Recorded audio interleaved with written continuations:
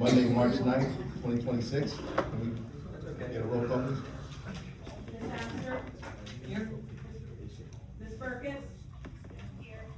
Mr. DeFalco? Present. Mr. Banks? Here. Thank you. Everyone, please stand for the Pledge of Allegiance, and then we'll take a brief moment of silence.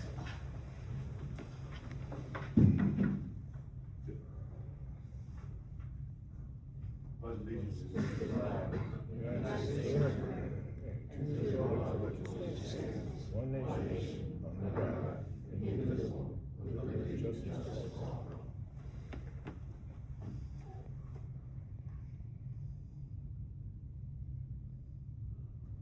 Okay, everyone, please take a seat.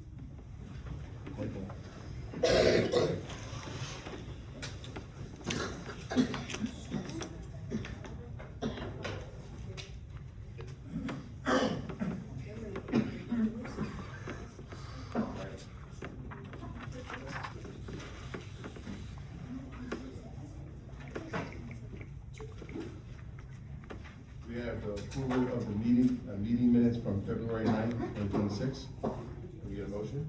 Motion to approve. We have a first. Can we get a second? Second. We have a second?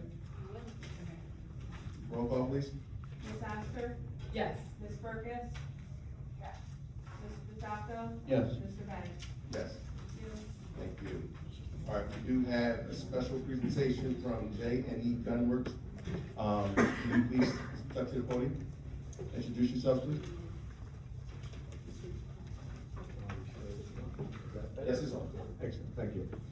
May I approach council with a handout? Yes. Thank you. Thank you, sir.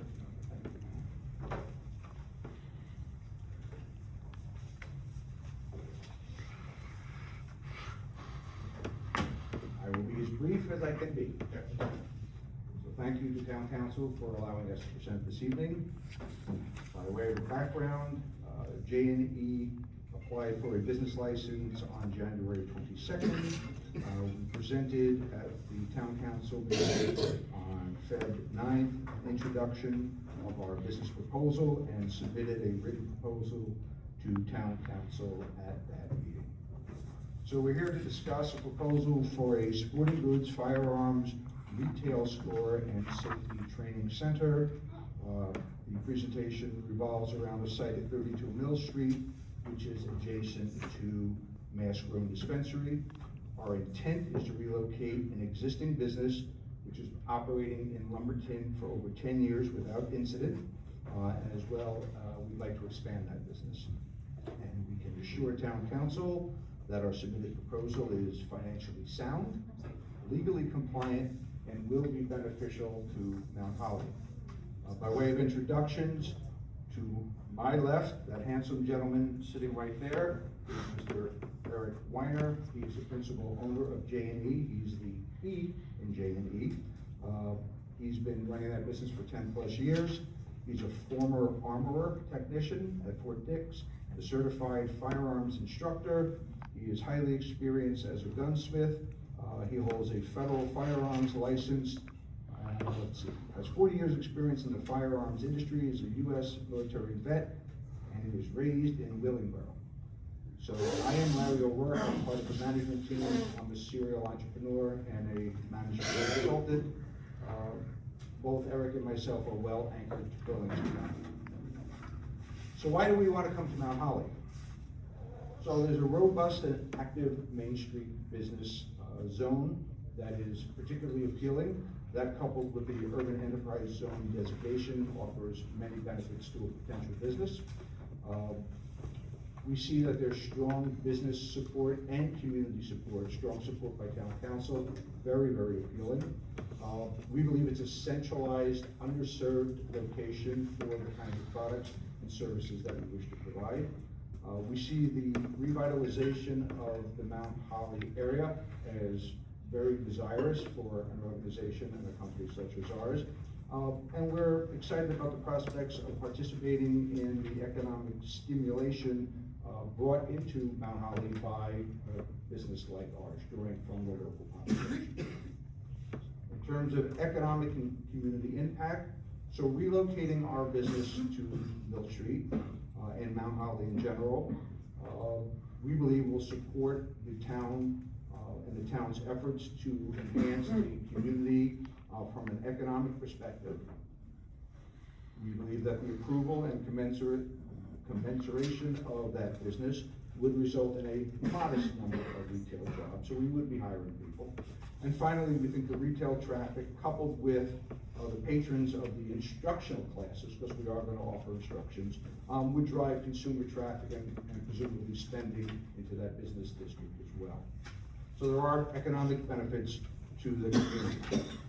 In terms of community engagement, we are genuinely committed to the local community and to Mount Holly specifically. We would be offering things like voluntary safety courses for local youth and families, partnerships with veterans groups, law enforcement, and first responders, and sponsorship of local events, gun safety awareness programs. We would be an active, viable member of this community. That is our intention. Our business concept is simple. We would be a for-profit business. Right, Eric? Yes. Okay, we would be a for-profit business. So we're proposing the relocation of an existing retail shooting, accessory, and supplies storefront, on-site gunsmithing services, primarily repairs and modifications, and firearm safety classes and instruction. So the build-out would consist of retail space and a showroom with secure displays, merchandise displays, classroom space for training, meeting space, office space, gunsmith workshop, and secure on-site storage. I keep saying the word secure. We have a great deal of experience in this industry and operating it safely and securely. So demographics and target market. We've done our homework. There are better than 475,000 people within a 20-mile radius of Mount Holly, about 180,000 households. According to the Burlington County Sheriff's Department, there are about 35,000 licensed handgun owners in the area. According to the FBI, 5.8% of those handgun owners utilize or visit a retail firearms accessory store at least once a month, which is better than 2,000 potential clients coming into our store on a monthly basis. That's net new people who are coming to our facility as a destination. Most recent state surveys suggest that the daily peak traffic through Mount Holly is something just south of 20,000 vehicles during day and evening. We don't expect to have any significant impact on traffic or traffic patterns, but we think there's enough people in the area to make this a viable business. From a financial overview perspective, we have commenced negotiations and have a signed lease with the landlord to secure the storefront. We are in process with the ATF. We have a preliminary layout and build-out design. We are in process with respect to fixture and inventory acquisition.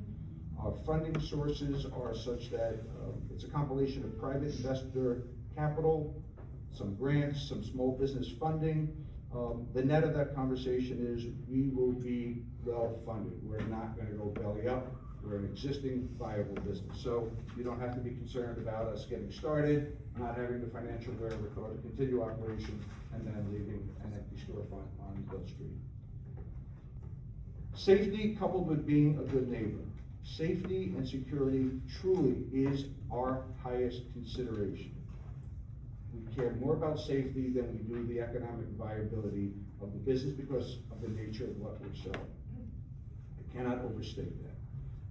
Our building and facilities plans include monitored entry, security systems with 24/7 surveillance. We'll be fully compliant with all ATF requirements. We fully understand those those issues. The retail, gunsmithing, and classroom spaces will be separated and segregated from one another. So hypothetically, if we were giving some training classes for youth, they would not be unsupervised, they would not be in the area where we keep dangerous materials. We understand that. That stuff is all separate and we keep it separate. In terms of legal compliance, the shop will comply with New Jersey State Police and ATF regulations, local building and fire codes, retail federal firearm licensing and all required state and local licensing, and retail firearm best practices. We've been doing this for 10+ years. We understand what works, what doesn't work, what constitutes a risk, and what does not. Our ask of City Council this evening is threefold. We'd like a confirmation that the zoning is compatible with currently what exists on the books in terms of ordinances and prohibitions. Our own research suggests that there doesn't appear to be, on our reading, any specific prohibitions against such an establishment. So ask number one is, can we do it? Ask number two is an expedited permit review. We'd like to know somewhat soon if we can move forward with this. We're kind of hanging in the air. Time is of the essence at this point. We've got a fair amount of money invested.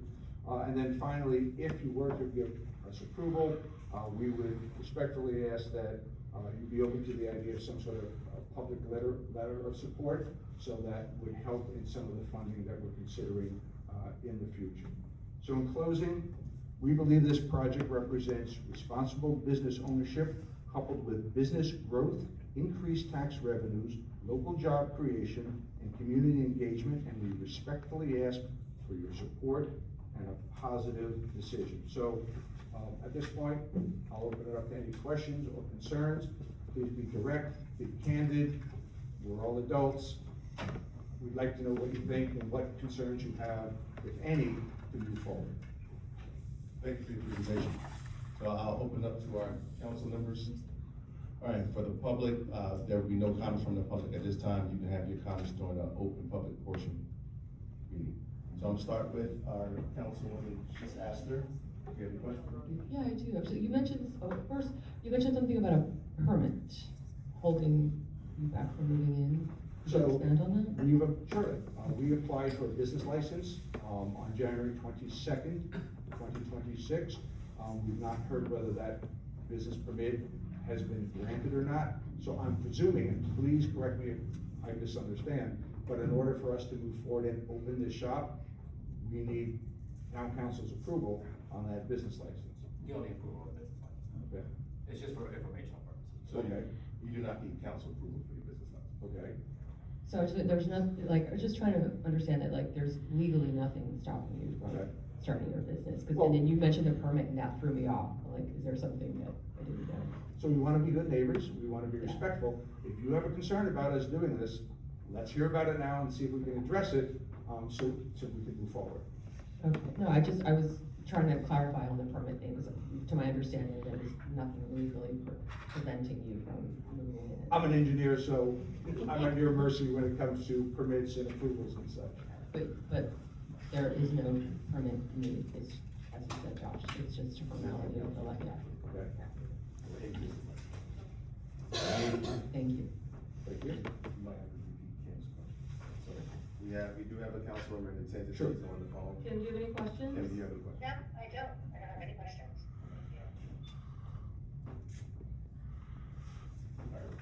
Thanks. Good evening. Thanks for the presentation again. I know I've heard a couple times, different meetings you've attended in the past.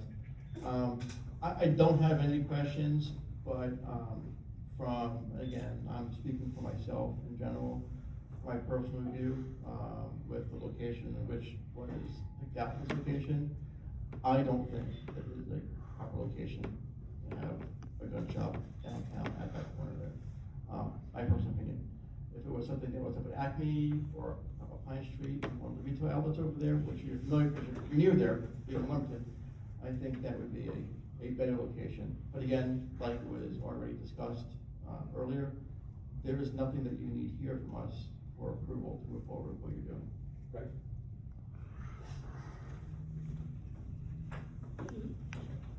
So, in saying that, and I will concur with our deputy mayor, there's nothing stopping you from opening your business. I think the location is questionable, but we understand, and I wouldn't wanna interfere with someone opening up a business. But the location for the type of store is not as desirable as we'd like it to be, but there's nothing for us to say that you cannot go there.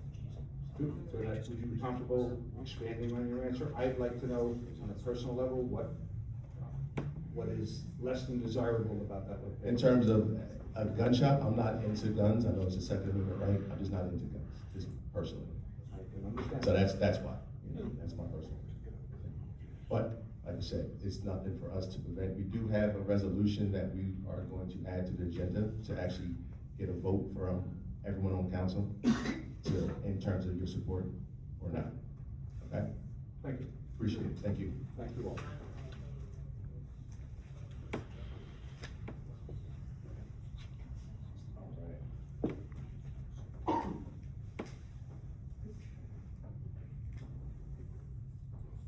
Okay.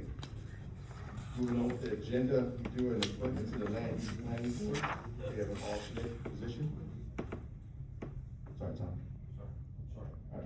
We have an alternate position, Leslie Berry for the term of January 2026, retroactive from January 1st, 2026 to December 31st, 2027. Do we have a first?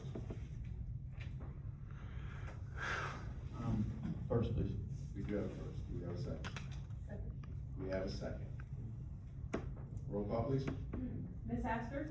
Point of information, what was the deadline to submit applications to be a board or committee? Off the top of my head. December 23rd? It's right before Christmas. Yeah. When was this application submitted?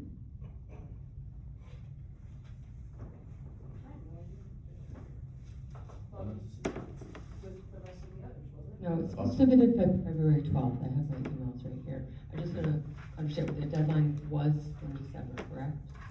And did we reopen the application As process? we said before, we are always accepting applications. But how would residents know that we're still accepting after the deadline if we don't tell residents that we're still accepting after the deadline? I'm just, we have deadlines and then we don't follow them, I I'm received confused. an application, I told them that you. Okay, so are we accepting applications submitted 6 weeks after the deadline? You can.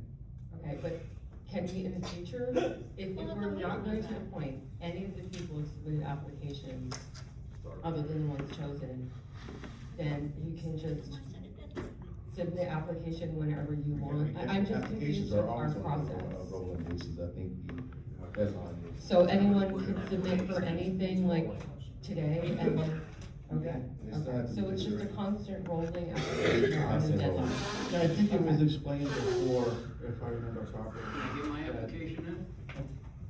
I'm sorry, can, No, while we're discussing, please refrain from blurting out any information. Just to be fair to the residents, I just wanna understand what our rules are. Let me do it. Yes. Sarah, Thank you. from what I remember, and I think this was brought up, last year as well, the deadline that was set for applications was, so applications who were interested in positions that are available can timely submit them prior to our reorganization meeting, those applications were to be appointed at that date. Yeah, we have. After a lot of that, application. there are open positions that come and go all throughout the year. We would not be able to function as a government if we did not go ahead and look at those throughout the year and rate it for. Yeah, but we had multiple applicants to appoint to those positions, multiple. And most of the positions are filled. And you, no, we have multiple open spots on every board and committee. No, we do not. Anyway, UEC, environmental committee, and planning board still has no alternate. I'm just trying to understand, for the sake of the residents, this is about me, I'm not gonna be on any of these boards and committees. I'm trying to understand, we have a If you're a deadline. resident, you can submit your application throughout. Now, now, it's up to us to vote on who gets selected. That's how it is. It's no So, different, it's no different from a job application. It's no different. so why do we have the deadline in December? It's no different. Yeah, okay, so, Can you see? yeah, sorry. Oh, Same plan. she just accidentally hung up on me. Poor Kim is on a work trip in Florida. And we have her on speaker. Okay, well, no, I don't need to drag this out. I'm just trying to understand, and for the sake of the residents, we spend all the time So to if you're a fill out resident, if you have an resumes. application, always forwarded throughout the year. So are we completely bypassing the multiple applications that we had from all the other residents? Like, they're in the dustbin of applications? They're not the best. Okay. So they're- Yeah, they are. Okay, I just really, once again, I All right, did, so can we many move on people to a roll ask call for me this one, since we already have a what first the and process second? is. No, I'm fine, I just Are wanted you to gonna, set a timeline. Are you there, Kim? Are you there? okay, Okay. Okay. let's move on to a roll call. Okay, all right, so we've established. You got a councilwoman who wants to talk. I can do roll call. No, you can roll. And please refrain, if you can continue to speak out of turn, I'm gonna have to remove you from the meeting. So just please refrain, you can save your comments for the open portion of the public hearing. Yeah. Thank you. All right, ready for roll call? Kim, you ready for roll call? All right, roll call, please. Ms. Astor, Yes. Ms. Burkus? Yes. Mr. DeFalco? Yes. Mr. Banks? Yes. Thank you. Well, I make a motion, or actually, I move to nominate Joseph Rotz to the planning board as an alternate. Do I have a second? Yes. I'll second. We still have one alternate position left on the planning board. All right, roll call, please.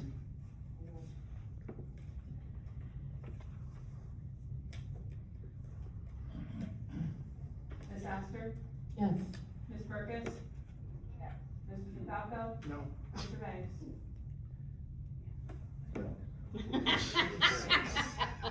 Okay, I move to nominate Karen Ford to the alternate for planning board. Do I have a second? All right, we have a second. Roll call, please. Ms. Astor, Yes. Ms. Burkus? Yes. Mr. DeFalco? No, including all other appointments between now. Oh, you can't do Oh, that. Wow. No. Slime. Thank you.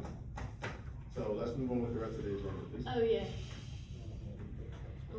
All right, we have the ordinance. We have a second reading of this ordinance and a public hearing with each one. We have an ordinance 2026-1. Ordinance to exceed the municipal budget appropriation limits and to establish a cap bank.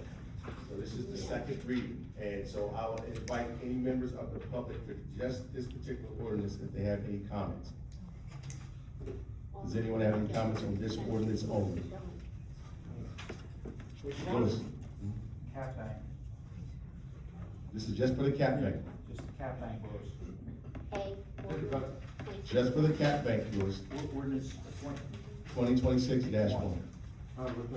Just for the first one that's on here. You're not taking, each one is gonna get its own public hearing.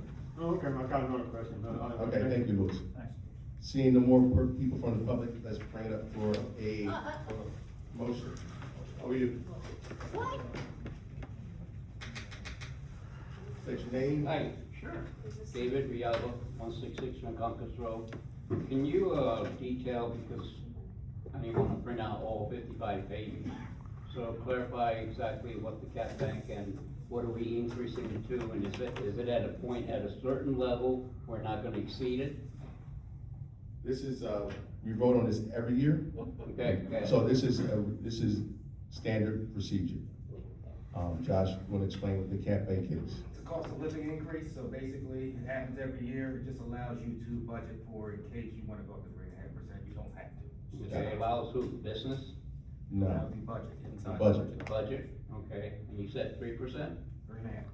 3.5? Okay. Okay, and what else was the cap till? At what point? 3.5? That's it? Up to How is 3.5. that gonna affect the taxes? Until the budget gets fixed. So it's not, So we don't know until the budget gets fixed. so it may affect the taxes. It's possible, yes. Thank you, sir. Okay. Thank you. Good to know.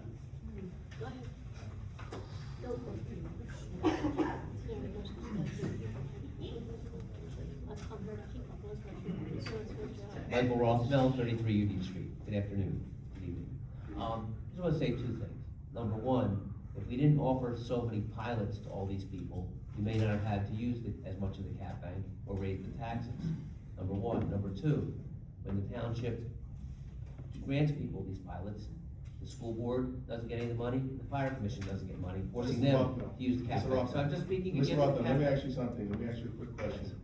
This has nothing to do with pilots, so why are you talking about pilots? Because you're talking the about the cap bank, and you wouldn't have to Mr. raise the And Mr. Brown taxes. explained to you what the cap bank You is. can't And, extend the and same you wouldn't have civility to to touch the people. cap bank as much if you didn't do the pilots, that's all I'm saying. So that's my comment, thank you very much. Thank you. Civility goes both ways. Okay, Mike? I'm sorry.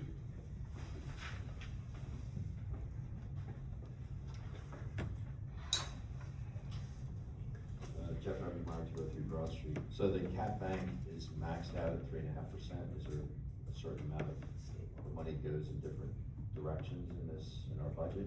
Or can we put anywhere, like we wanna put the recreation, we put all recreation, whatever it is? I'm not sure, do you That's understand? It's not a specific item, it's just a budgetary thing that It's a allows you to budgetary go thing. instead of Can we 1%. do it every year? Every year, We've done it every year, 3.5%. and we can use up to. Okay, wait, This is- one at this a is time, formality. one at a time, don't yell at me, everybody formality. yell at me, one at a time. Josh is probably knows more about it than anybody else. And he Does just the budget. explained it to him. So Josh, you wanna explain it one more time? Done every year, it allows you to go from 1% to 3.5%, it's an overall budget number. Okay. It just matters on page 3 of the budget, that it has to be within a certain. Okay, thank you. Thank you.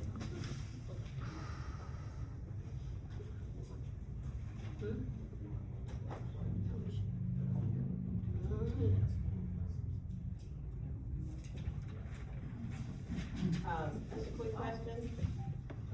You said this is annually, so if it's annually, what did it go up last year? Is there a margin, if it's increasing from 1 to 3.5? What was it last? So What what's was your it last question? year? The question is, what did the budget What? go up to?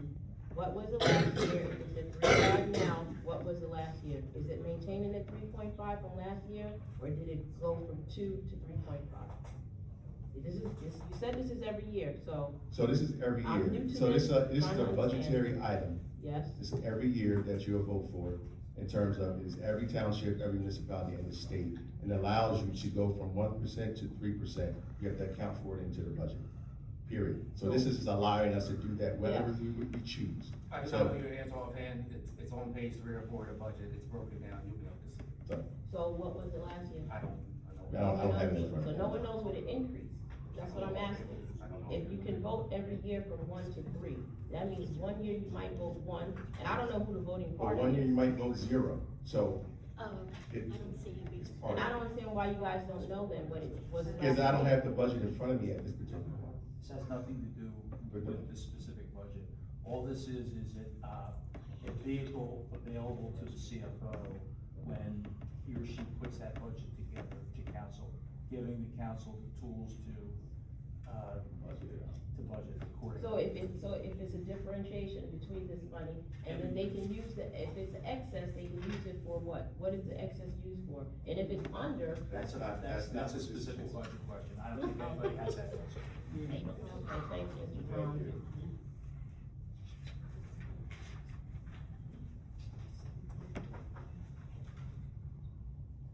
See any more?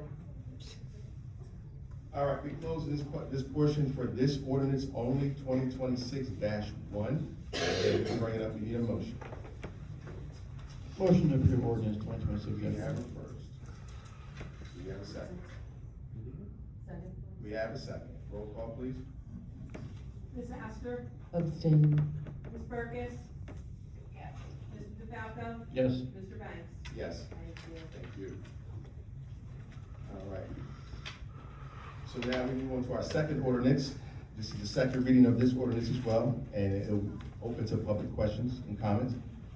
Ordinance 2026-2, ordinance vacating 10-foot alley of Niblin Street, proposed block 90, lot 24.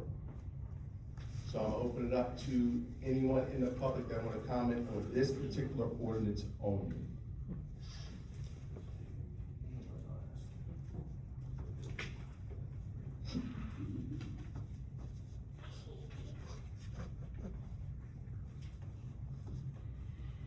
I've been here for 40 years, I'm like Jeff Meyer, 203 Broad Street. Which one's the Mifflin Street one? Is that the one the hospital's taking, or is that one the residents taking? So we're across from the lake, Woman's Lake. literally across the street from me. It's an alley just behind the house that doesn't have any public function. So the resident, we talked to the different residents, they picked one. Only one resident expressed interest in securing it. And we just gave that to them, I assume, right? No, they're paying $3,500 for it. 35. Wow. Can I ask you a question? Because I thought we gave away a bunch of alleys. I just Okay. remain to Bethlehem Street. I'm just wondering why we didn't get money for the other ones we gave away. We gave away other alleys. We didn't. Any other questions in regards to this ordinance 2026-2?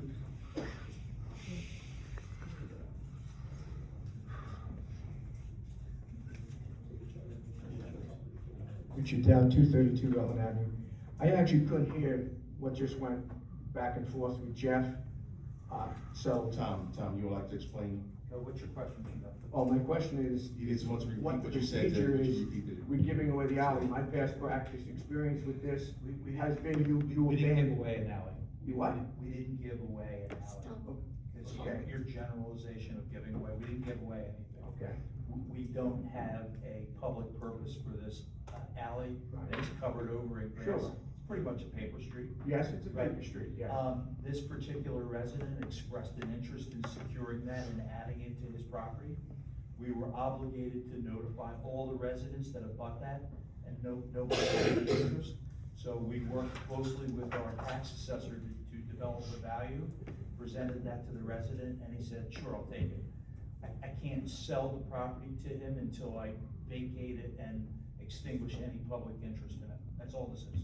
Okay, and the reason I'm standing here is because in the past, I think Jeff hit on it, when an alley was abandoned, the last one that I'm familiar with is off of Devon Street, it connected to, Levis Drive. And when that property was abandoned, the two adjoining property owners received half of it. So if it was 10 feet wide, they each got 5, and I don't remember, I'm sure you're gonna throw in, something about this. I don't remember it being an option to sell that to one or the other. It was a cut and dry, we're abandoning it, this is it. And again, that's the reason I'm standing here, is because I don't remember ever seeing this process. What I've seen on more than one occasion was the abandonment and each property owner on each side getting half of that alley. So there's the question, is this the process that we now go through, or is there no mandate that it would be divided? I don't know what the process, I don't know what the factual circumstances were with Levis Drive. I can tell you that we followed the statute, right? We determined that we don't have any public use for this property. We notified each property owner that abutted this and gave them the opportunity to purchase this property. They all expressed no interest other than the one resident. I don't know if I can make that any clearer. I'm Well, sorry. I'm just making it pretty clear to you that I've experienced this in the past. I appreciate And that. this is not the process that we went through in the past. There was no offer to, for the people to be, the adjoining properties to be able to purchase the land. There was never any of that. As a matter of fact, I was involved in the exact same scenario with an alley behind my house. All my residents and a lawyer, we came in, this was the year, 9/11, actually the day before 9/11, literally. And, the discussion was always, each one of us would receive half of that alley. Of course, that would eliminate the setback requirement for the development that was proposed. Right. Would have been a beautiful thing for them. Fortunately, that it didn't go that way, but the point is that I not only have sitting in the seat experience, I have personal experience in it as well. And my personal experience was that it was divided. There was never a question, hey, Rich, you wanna buy this 10 feet, this 5 feet, this 10 feet, whatever. As a matter of fact, I had a neighbor up the street who wanted to buy that alley, just behind them, and that's actually where it was dead-ended. It was never considered or approved, All right. period. Mr. So, Dow. that's all I got. Rich, I appreciate your information session. Thank you. I just wanna make sure we're taking the right All course. right. Thank you. That's all. All right, do we see any more comments, questions?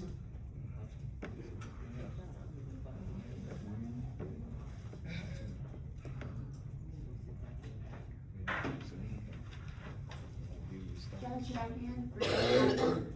I live close to Mifflin. Where is there an alley there? You live close to Mifflin?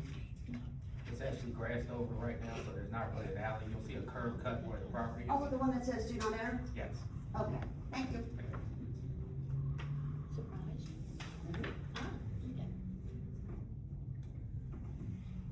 Anyone else for this ordinance only? All right, we close the public portion for this ordinance only, 2026-2, and we bring it up for a motion. Motion to approve. We have a first. Do we have a second? Second. We have a second. Roll call, please. Ms. Astor? Yes. Ms. Burkus? Yes. Mr. DeFalco? Yes. Mr. Banks? Yes. Thank you. All right. Ordinance, now this is the third ordinance here. This requires a public portion. Any comments? 2026-3, this is the ordinance adopting an amendment to the redevelopment plan for the Creekside redevelopment area, designed as Block 38, Lot 1, 1.01, and 2 pursuant to the local redevelopment and housing law. So I'm gonna open it up to individuals by row. Starting with the first row, anyone have any comments in regard to this ordinance? All right, moving on, seeing the second row.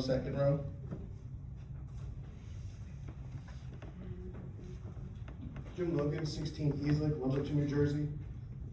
Again, just to remind everybody, this is the Bill's Bargain location, the old Bill's Bargain, is that correct? That is correct. And this was given away to Mr. Diamond for $1, correct, with a tax abatement?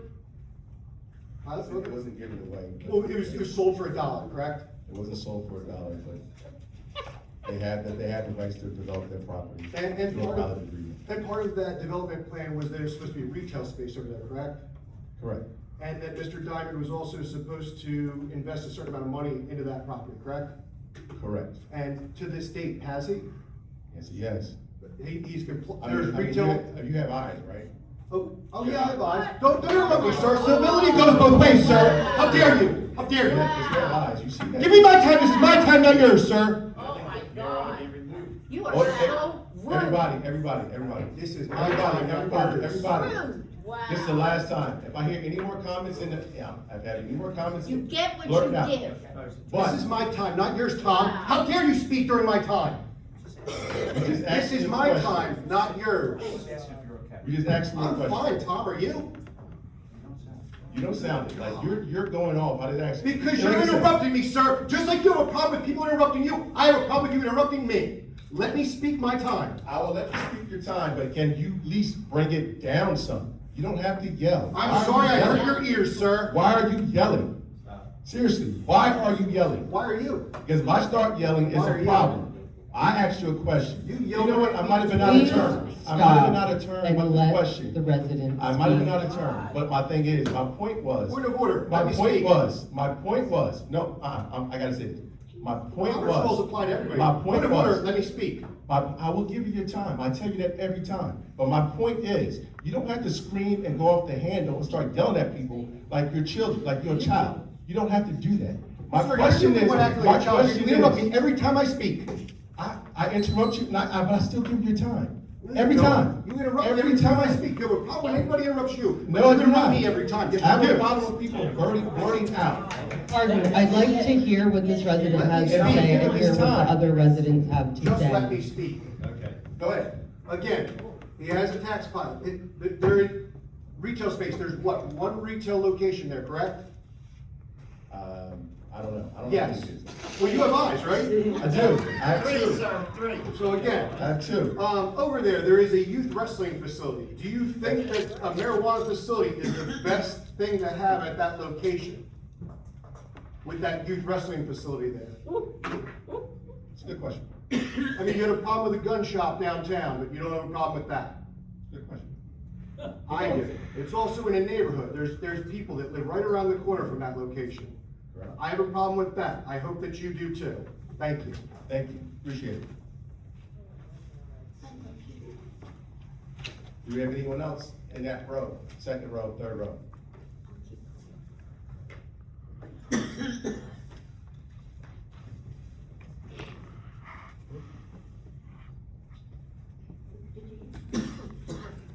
Good evening, Mike Rockwell, 33 Union Street.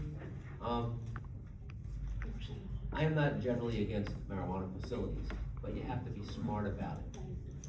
You're putting this facility in the gateway to downtown from Virtuo.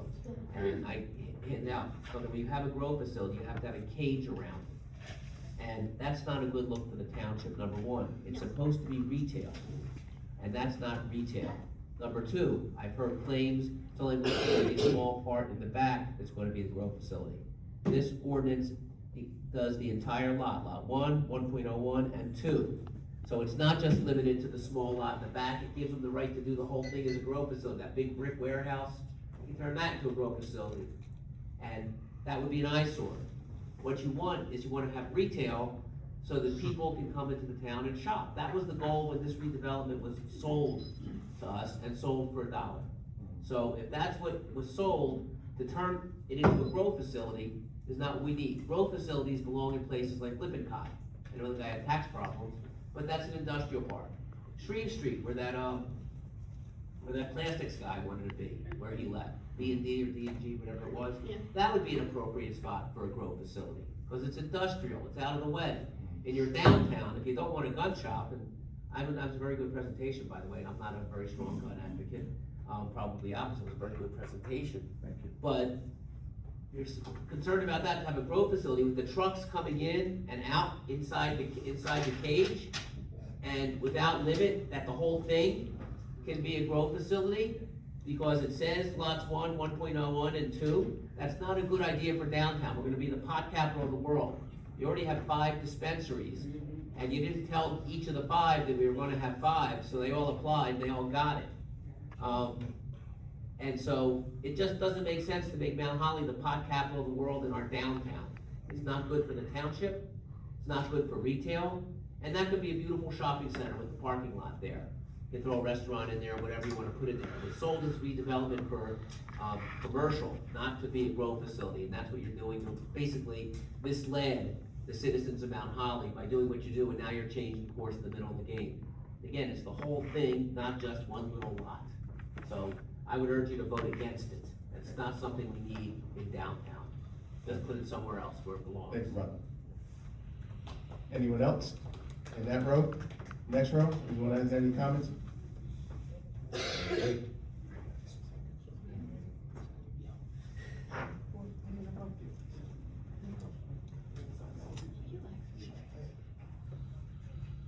Hi, Amber Silverbass, 100 Madison Avenue. So you can probably tell by my address, I'm not far from the proposed location. I, like Mike, I don't have any kind of general issue with the cannabis, retail facilities or the cultivation, manufacturing, all that out of the way.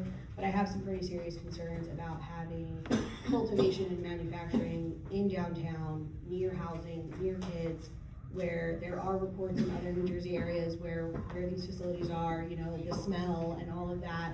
And if we are really trying to bring retail and bring businesses where people are gonna wanna walk around, as I said, I have no problem. Some of these other towns don't wanna have the retail. Fine, come to Mount Holly and pay sales tax here. Love it, love it. But I don't like the smell. So if a downtown area kind of had that coming off of it a lot, I probably wouldn't go there and shop. So I think, it should be kept to its original purpose, where the owner got a substantial deal on a large property. I know it needs a lot of work. I do have eyes and haven't seen a lot done. So, I'm sure it's a work in progress, but you got a substantial deal and a sweet, sweet pilot. So I think we could hold him to his end of the bargain and have it be a retail space, even if it's another cannabis retail space. But we don't need to be growing and cultivating and whatever all else right there in the middle of town. Thank you. Anyone else in that row? Next row, please.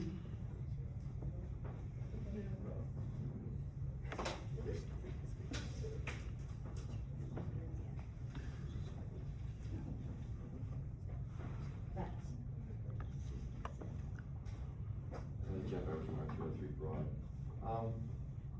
About this grass, what I don't understand, I know Dave Diamond, he's put a lot of money into it, I've been in the building. I actually had that building given to the township of Mount Holly for $1, they got it for free. Can't hear you. Oh, I actually got that building to the township for free, because the guy wasn't paying any taxes. So it was free, and our township owned that property, collected rent, hundreds of thousands of dollars in rent, never spent $1 on maintaining it. I have video of it destroyed, roof leaking, we ran a business there, nobody closed it down. You let it run, and collected the money for years and years and years. And it's really upsetting to me.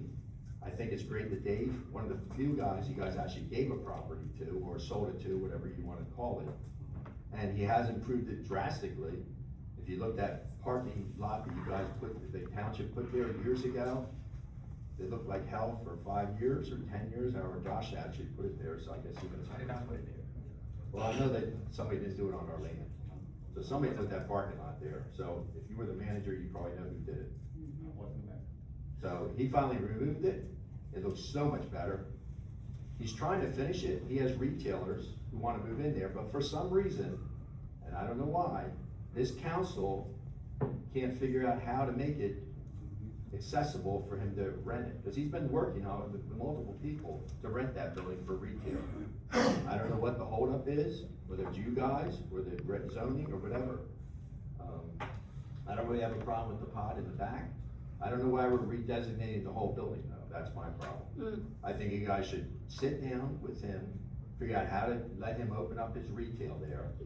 If he wants to put the pod, which is probably a good spot where the hatchet throwing was, let him do that. You guys aren't doing that, you're doing a blanket. Why can't you do what needs to be done? You gave it to him, he's done a phenomenal job, spent hundreds of thousands of dollars fixing it. What you guys let look like crap. We could have made it a youth center, we could have done all kinds of things for the residents of Mount Holly when we owned it. We did nothing. So now's your opportunity, do something for the residents.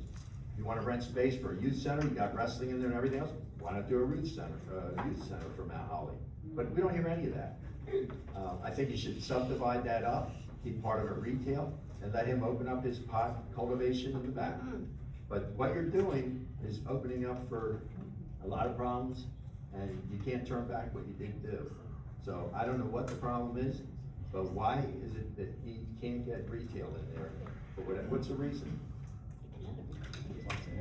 Well, he's people that wanna rent it. I did talk to the guy. He has retail people who want to move in Renting there. that property has nothing to do with the council, like I said, we don't get involved. So, Well, you're talking about the gun shop downtown, you don't get involved. and we can't stop them from going there either. You can make it hard. So you're making it hard on the retail that wanna move in there? Your questions are not. Well, I actually talked to Dave Diamond about it. He's had retail that wants to move in there, and for some reason, he can't get it done. Okay. So it's his fault that he can't get it done? Listen, that's up to the business owner. No, you're talking, it's That's his. up to the business owner.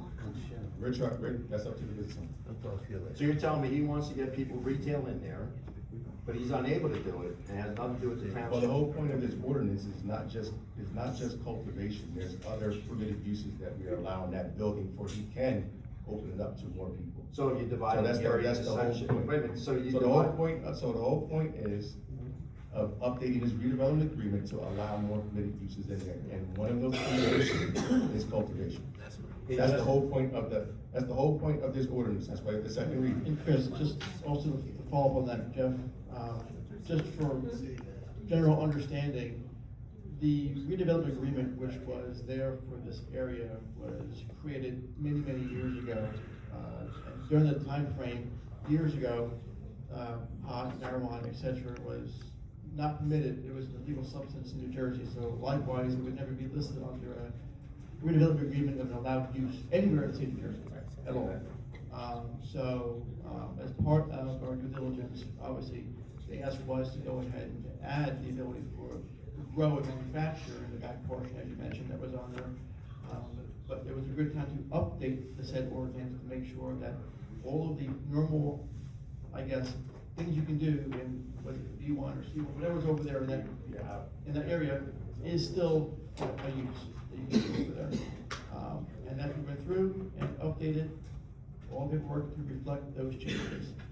And that is it in a nutshell. If that was not a redevelopment zone, if there was no redevelopment zone over there, and it was just B1, that's something that would be permitted It was always in an area of redevelopment, my property's on the area of redevelopment. That was put in years ago, like before you were around, maybe you were around back then. Right, and that agreement was done before things like marijuana, et cetera, were legal, so they wouldn't have ever been in there as a permitted use. So my question is, on this, on Dave Diamond's property, you have it, why isn't it divided into the cultivation section and then retail section? Or is it just a big blanket that you can make it all cultivation if you want to?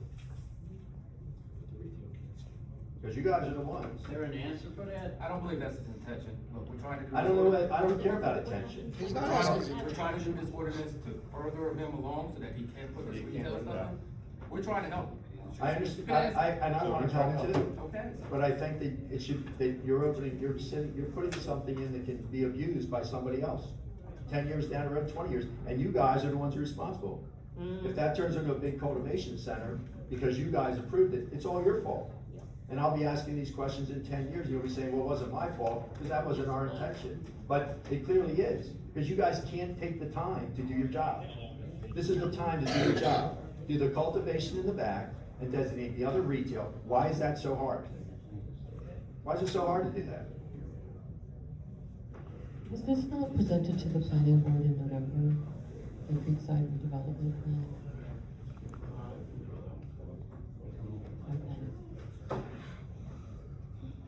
Nobody even wants to answer questions. Well, I love to answer. You are correct. I'm disappointed that all of the information of what's actually in this redevelopment plan, no one would know, because when you read the packet, it just talks about Creekside redevelopment, which is very vague. I have access to the redevelopment plan, and unfortunately, it's not in the agenda, so people can't see all of what's in there. But yes, the entire lot from Washington to King to the Creek, if passed, would allow cannabis cultivation and manufacturing in all of it. You are correct, and I do agree that a little bit due diligence to maybe fine tune it so that we wouldn't open that Pandora's box would have been good. It could have started with the planning board. So I agree with you, and see what I can do tonight. Thank you. So what I'd like to see from this council is everybody do the due diligence and do what's right for Dave Diamond so he can open up that, which you could have done for, when was the first one passed, in October, November? Do the right thing. Jeff, we'll look into it, because here's the thing, I do remember him coming to the planning board, and the front portion with the parking lot was supposed to be retail, and actually a strip mall. So I think that, but like you said, that's something that we probably, I think it's still in the original plan. I don't have the plan in front of me. And to be honest with you, Dave Diamond wants to do the right thing. He wants retail there, and he wants to. And they're trying to do the right thing, by trying to Down the allow him to do road, his business. in 20 years, somebody else owns that building, you caused this problem. You caused it. This council caused the problem, because you didn't want to designate it, so that in the future, Dave Diamond's not gonna ruin it, but the next guy might ruin it, and then you have a big thing right downtown, with a big fence around it. And when everybody drives by, say, who did that? Oh, that was the council in 2026. They didn't do their due diligence because they thought it would never happen. And we all know that you can't predict the future, just like with the hospital, you can't predict the future. So you guys up here Thank you, Jeff. should do that. Thank you. And you can probably approve it all the next meeting. Deputy Mayor DeFalco and Mayor Banks, were you at the planning board meeting that night? I wasn't. Maybe, I can't remember, but I remember seeing the plan. I remember that, I do know that part is, the front part is supposed to be. And if that's retail, maybe.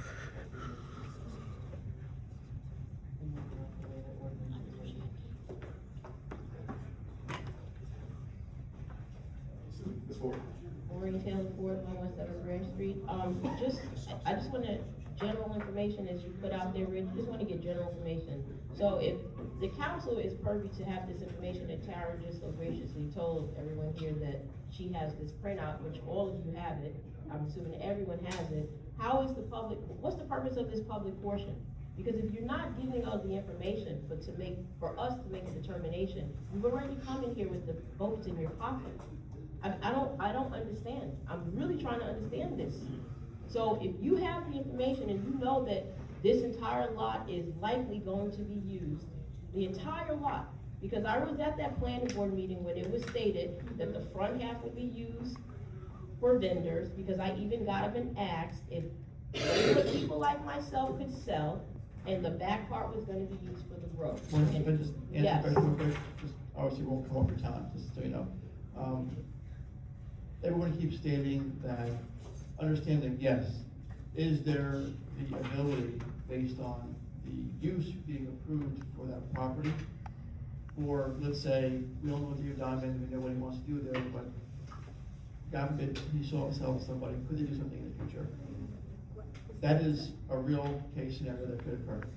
But from the statement, we're not approving anything here that says that Dave Diamond is going to build a rotary in the entire facility that is known as the corner of King of Washington. What we're saying is that we've been approached by Dave Diamond to make sure that these are uses included, because there was a space in the back of the building in which no other vendor could be used in the back over there.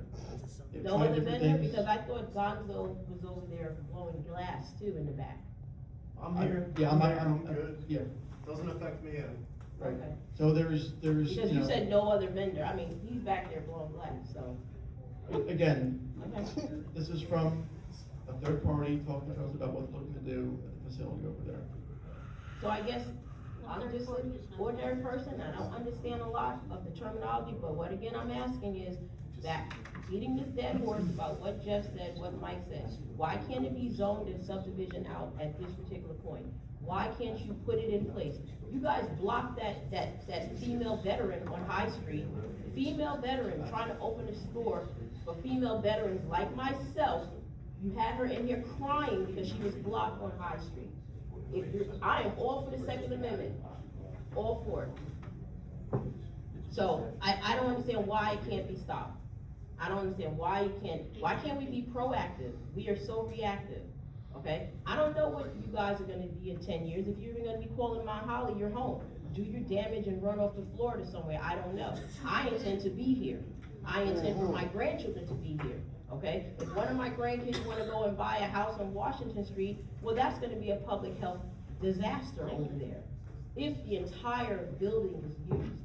So it's like, what's the goal here? Is the goal here to preserve Mount Holly as historic that it is? Or since we have no ERI, we just do whatever we wanna do? Can I put a tattoo shop on High Street? Because I saw somewhere you can't have a tattoo shop. We can have a gun shop, we should be able to have a tattoo shop. I don't understand, I'm really trying to understand. It doesn't make sense to me as the person looking in, trying to understand how my government is working for me, the people. If you're not going to stop something that's gonna be a disaster in the future, why, I don't understand. It's more about being proactive and not reactive. Right now, all you guys are just sitting up here being reactive. I don't know, everybody always singing the same song, I don't know. I can read really well. I have a master's degree and I went to Catholic school my whole life. Can I see it myself, Tara? Am I allowed to see it? Is anyone here allowed to read it? Am I allowed to share? Okay, well, if we're allowed to read it, why weren't we given it? That's what I'm asking, because then it seems like you're hiding. Yep. I didn't wanna interrupt you so you could have your full time, this board, I hear you, and one of my ideas was to see if we can't make an amendment to exclude cannabis growing and manufacturing from the street facing property and put that in the ordinance so that should anyone, either the current owner or an owner in the future, want to expand, they would not be able to make the entire, because once we pass it, the entire property from King, Washington to the creek could theoretically become a giant cannabis Yeah, I warehouse. understand that, so But again, so, does that so have my, something to yeah. do with the master plan not being, I mean, And I was Mike's going to always suggest talking that about we the make an master plan. amendment to make it so that it could not be street facing property. So I Because just wanna ask you know one what I more mean? question. Yeah. So, being that you just said that, when Berkshire ran back in here and started collecting those properties from those elders over there, they came in here on the grounds, if I'm not mistaken, that it was already set in stone, and they were gonna come back, whether it was 20, 30, or 40 years later. So if you guys are gonna do this, if you're giving the same precedence, Why can't they have the same kind of precedent as the landlord use? Because that's what's gonna happen here. Yes.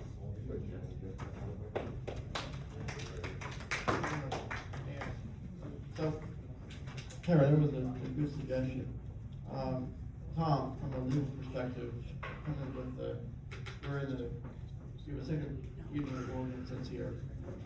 Would this be a huge lift to add in conjunction with ordinance to require front-facing retail property and under retail to not go to? I can't hear you, please, sorry. You're gonna have to send it back to the planning board for, that. So that's voted down. Can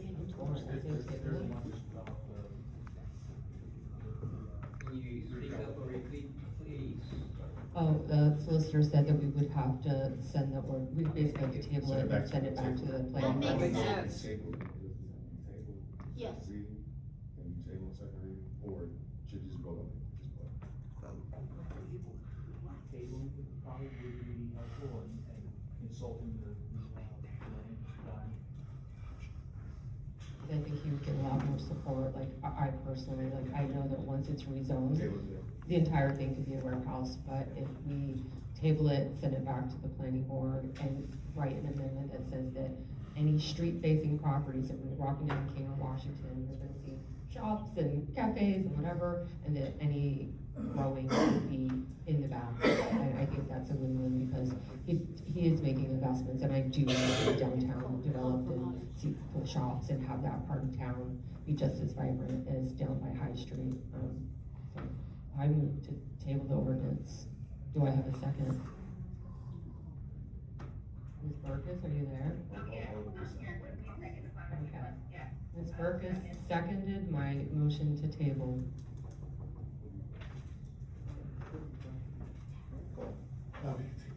Yeah, no, I just wondering if you- So we have the motion, so let me be clear, so motion to table. Do we need another motion to send it back to the planning? You get closer to your microphone, please? Hold on, I'm talking to my professionals first, and I'll address the public. Thank you. Mayor, I think, Mr. Brown's gonna speak with, Mr. Diamond first, to approach with him, what Ms. Astor is suggesting. So right now, this would be a motion. Just, I think before you send it back, I think you better develop something that he's, remember, he's I had. want to clear up the process where everyone knows exactly what is expected. I think that's more Mayor, because he's had a lot of input in this resource. Correct. So I think before we send it back, we should. Or we send it back, so right now, there's just one motion to table. Okay. All right, so we have one motion to table. Well, let's finish the public comment portion of this. Yeah, thank you. Sean Drayton, 100 Madison. Yeah, I'm glad Tara made that motion. I think it's, very obvious that it should be tabled. The public doesn't want the freedom for a giant grow operation. And it seems like the only reason to not table it and revisit this development plan was that you do intentionally want that space for a grow operation. I don't see any other reason you would not, revisit this. So thank you. And then, so it just, in case, people are trying to table this, push it down the road for a little bit and revisit it, in case people forget about it. That's not gonna happen. Everyone's gonna hold you guys accountable, and, yeah, I'll let you make the right choice. Thank you for your comment. Anyone else want to comment? While we still have the open public portion of this ordinance only? Anybody else with comment?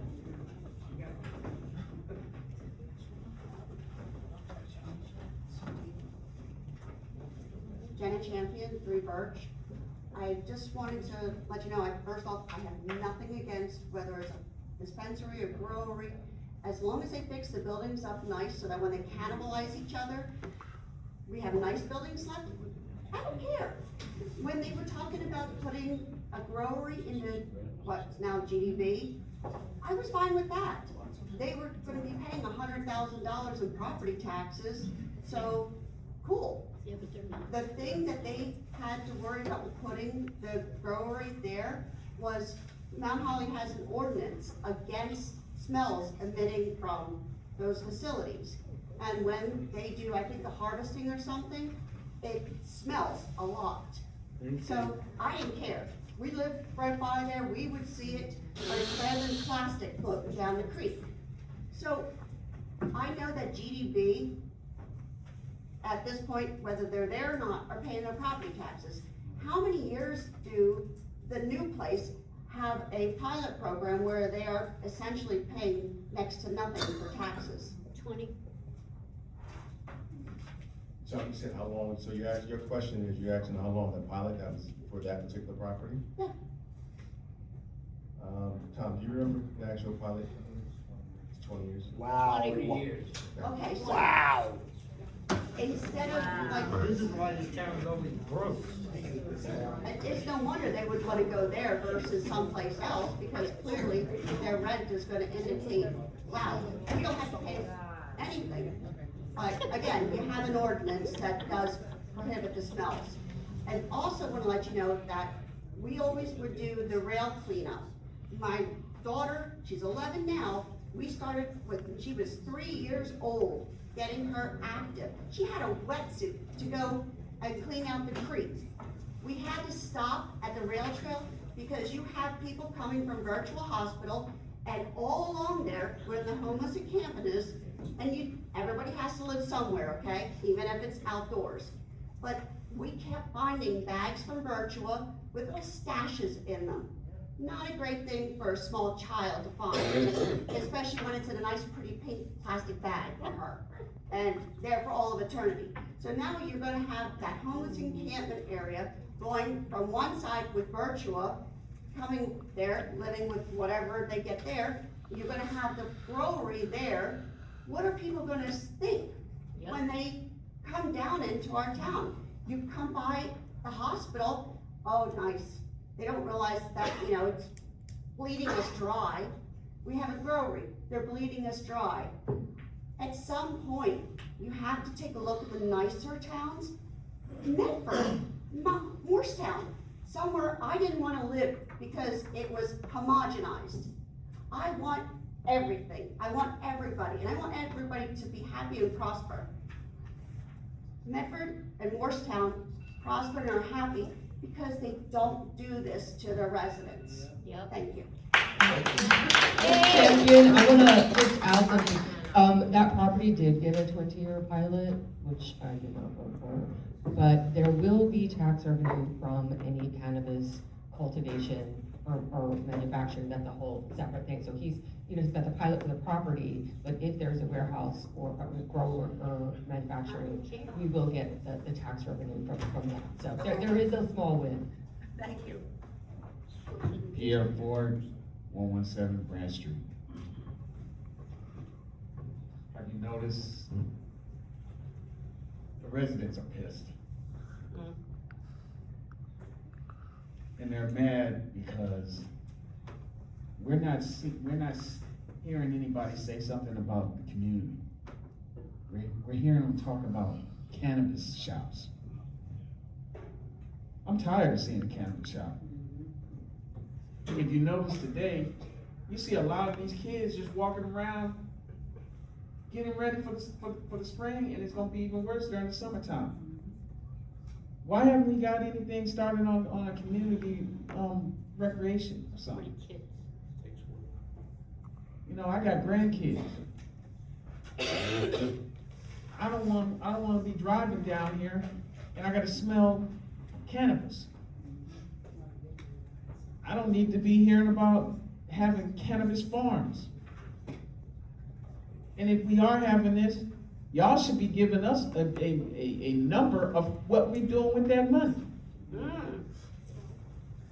I have yet to hear or see how much money we making off these cannabis shops without knowing what it's going through with the city. So that's my little beef on that. I have something else to say, but I'll wait until the open comments for the but that I feel that we don't need any more cannabis shops. We need stores retail stores that's gonna be selling stuff for the community. Blend in with the community, you know, foods, furniture, art places, you know, stuff like that. So, thank you. Thank you, Mr. Moore. Anyone else? Good year. Have any comments?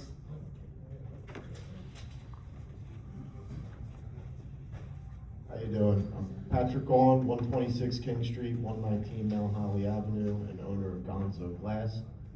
One of the few businesses that are actively functioning in the location in question. Just sounds like there's a lot of misconceptions about what this is. Dave's plan is to have a small section of the warehouse that would not be accessible to a retail business designated for this grow area.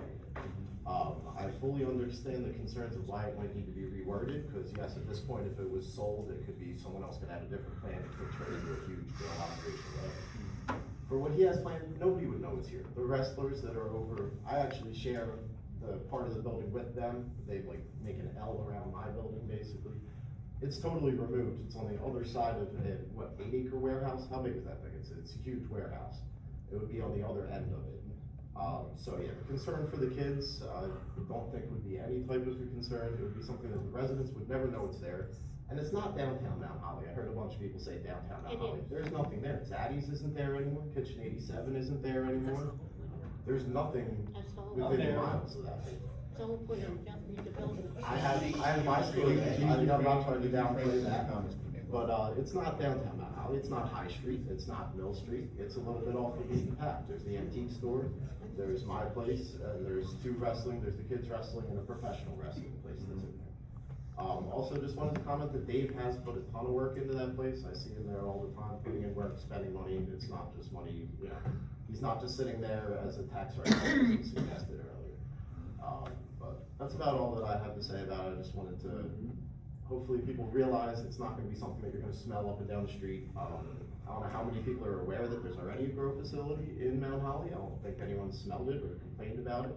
I don't know, like, if anyone even knows where it is, honestly, so I don't think that, you should be so concerned about this one, no one's complaining about the first one. Anyway, thank you for having me. Thank you, Patrick. I just wanted to say, my thoughts were what we can do so that everyone can win. Because I know you're back there, the wrestling is back there, and that, you know, Dave Diamond has put a ton of money in the property. And I want that to be downtown, like the redevelopment that he envisioned when I was on council like 4 years ago, like, it looks really cool. And I wanna have both, where it's a win-win, where your business thrives, there's retail shops, and then I'm totally fine with a little bit of cannabis growing way in the back, and zone it so that Pandora's box isn't open in the future, and then it's a win-win-win, and we're getting a lot of revenue. We got $52,000 last month from existing cannabis businesses, and I'd love to actually have some fun with like figuring out how we can, you know, spend that, whether it's, you know, summer programs, stuff like that. But I want you to stay where you are and be successful, and I think it was just a matter of being short-sighted on the plan and the zoning, and with a little bit of work and patience, everybody can win.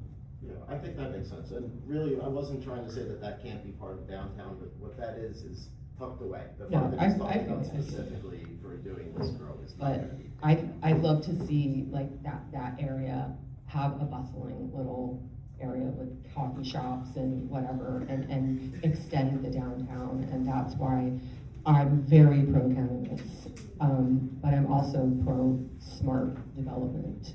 So, thank you for coming very much. Thank you for your comment. Anyone else that want to comment on this ordinance only?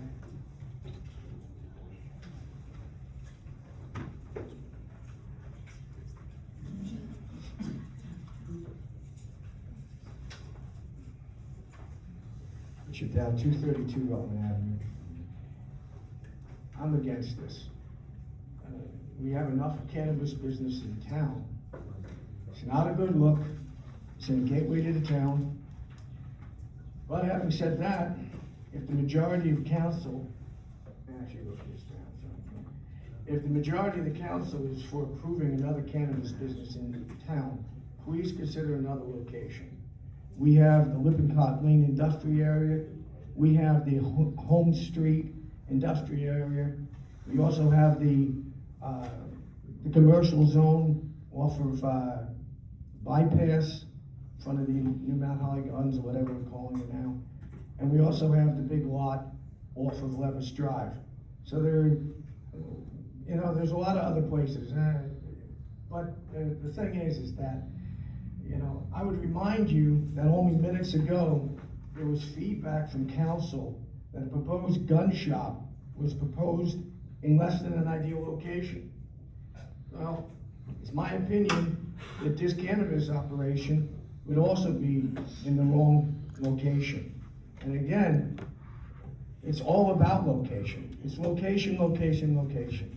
That's what, you know, every real estate person will tell you. Now, also be mindful, for those that are not familiar with that location, there are homes that sit right next to this building. There's a driveway or a one-way lane that goes back along those homes. And back there, unless it's been pulled since the last time I was back there was a playground. So I'm not sure of where this business is gonna go. It sounded like from the last fella that this may go in that big giant area that's behind there, and I'm well versed on this property. I worked on it for many years. But if it's back there, for example, that business's deliveries and in and out will run right alongside those residents and right past that school zone, that playground. So, you know, I don't think that is the way, you know, way to go. Now, a lot of you may or may not remember, but years ago, we had a study done on how to improve Mount Holly. And the gateways into town are key to the township design and the township success. Well, that is a gateway into town. It was identified in that study as a gateway into town. So, you know, so there's that. Now, I have a few questions. Now, that was my statement. Questions I have is Diamond going to be doing anything else with the building? You know, retail, for example. I know I heard somebody say that the entire property could just be all cannabis. So I'm not sure if you have the answer to that question or not, but it ties into, I'm not actually sure what that property is presently approved for at this time. Could I get something back on those two questions? There's a redevelopment plan for 2005, so that's currently the plan for it. And it was like mixed use, if I remember, right? Mixed use, you know, business and residence, And right? it's basically just added more things onto the mixed use. Right. So it was that. And I hear that, Bill, but I want a couple more minutes, or a second, so whatever. What's that? And the last, this is maybe I should already know the answer to this, but does this business also pay that 2%, 2.5% of their gross? Yes. Well, let's clarify. If it's approved use for retail, cannabis cannot go in that location, okay? So no retail, so that is retail. So the way the CRC has it, there's 6 different licenses. And I think when we allowed cannabis to come in here, there's 3 different licenses that we allowed. One is retail, the other one is cultivation and manufacturing. Retail cannot only go in a B1 area, and now we passed the ordinance where that's capped, so no more retail allowed.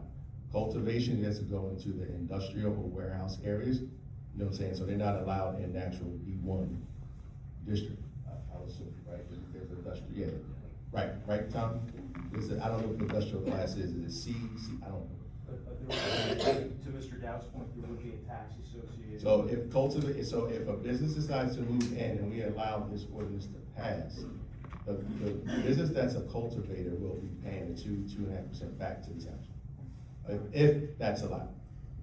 You know what I'm saying? So that's the whole point, is that business will bring in revenue if this is approved, but the other businesses will fall under the current, you know what I'm saying, because they're just a regular business license operating as is. So they don't give any additional tax revenue back to us. Hopefully that helps clarify what the township has done and moving forward. Well, again, closing, location, and in my opinion, that's not the location. And we've done a good job of tucking this stuff in, like that manufacturing thing we approved over here behind Voltaire. It's tucked in, you know, who knows it's there, probably not a lot of people even in this room. But you know, it's all about location, so consider it. Thank you, Mr. Bennett. Anyone else that have any comments or questions on this? Just this ordinance only. Yeah, I was just about to ask that question, so I'll try to stick to this question as best as possible. David Villalba, 166, Frank Conquest Road. I think it's kinda your fault, because you're not being caught, you're not clearly stating what you want, or what you're specific on, so you're kind of vague on this proposition. Now, there are things that we have, what am I holding here? Can't see it? This is the urban development soap, I hear program. So it has in it for family, residents, that are in the community, right? Imagine so, right? Okay. So the bill itself looks like it's giving you and mandating you a lot of power, freedom of hand to do what you want, as you want, when you want, how you want. And I'm not sure that that's something I would approve, because it's an amendment, it's an ordinance, changing the restrictions. And I'm not sure that would be a good thing. Now, if you had stated to the public that you're specifically you're specifying what area of that building, and you're stating it in writing, you have to write things down for people to believe you. When you say things just to say them, it carries very little weight. And we've seen it in the past, that you state things, and it's very little weight. Writing an ordinance are a lot of things. Like when you mentioned to the gun gentleman, we can't stop a business. Yes, you can. E360, you have it here stating that it allows retail space, like coffee shops, where is it? Coffee shop, clothing retail, furniture stores, art galleries, and hair places. And when I wanted to start a business on High Street, you guys denied me. So you have the power to do that. You denied the coffee shop that wanted to start a business on High Street. You denied the sports store who wanted to put a corner business there. So you do deny, and you do have the power to restrict what businesses go on and what businesses don't. As far as the cannabis is concerned, again, I hope you don't have the power to decide what businesses are gonna go there. And if you restrict it, if people are gonna understand, are you gonna restrict the area? Are you gonna, I think the gentleman saying, let's table this and let's readdress it and not have it so vague would be in your favor. Because one thing is, looking at parking lot, it could have been asphalted. Those windows could have been decorated by high school students and make it look presentable. As they say, it's an entrance point to Mount Holly. There's so much to say about how much is the money we're getting at, and what are we doing with it? It's not a lot. It's probably what, 77,000, 84,000 a year, 2%? You know, but then you're making on the taxes for every business. So you add that up, it increases to 150, 200,000. So what are we doing with that money? As far as development, where are you putting the deadlines? Do you have any deadlines on when to do the asphalt for the building, when to do the other improvements on the property? When you have a development, you set deadlines. If it doesn't meet that deadline, you go back to them and you talk to them and you put a penalty or you help them along. You just don't say, build it when you want, when it's gonna be operative.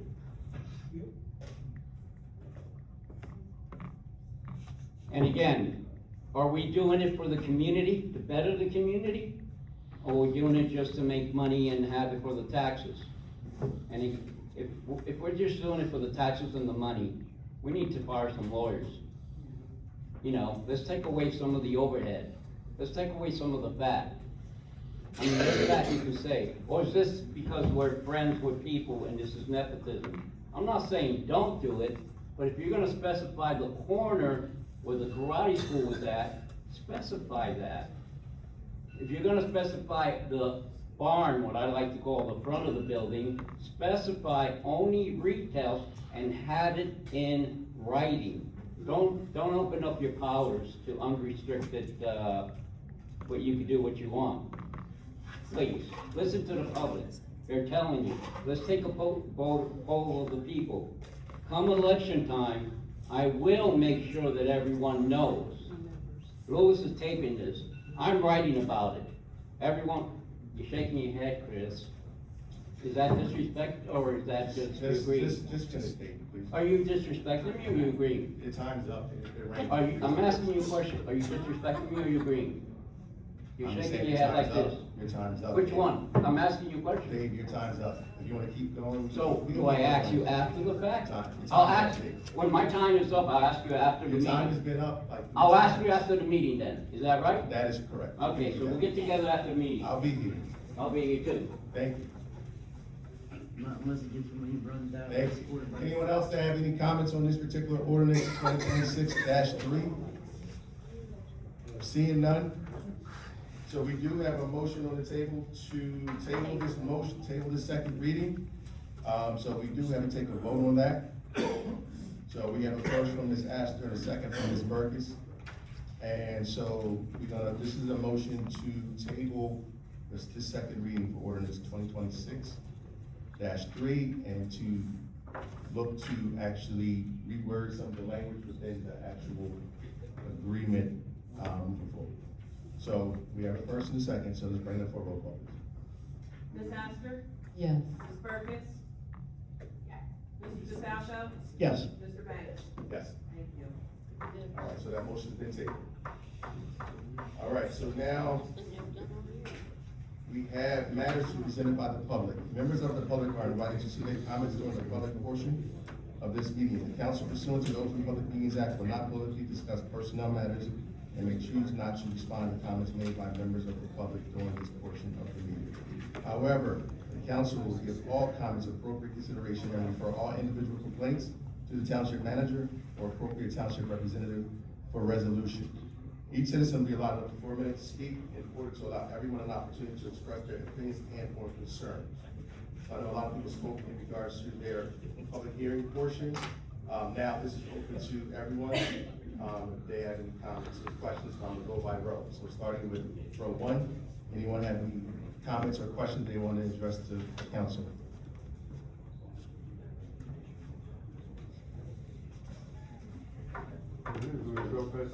And Lewis.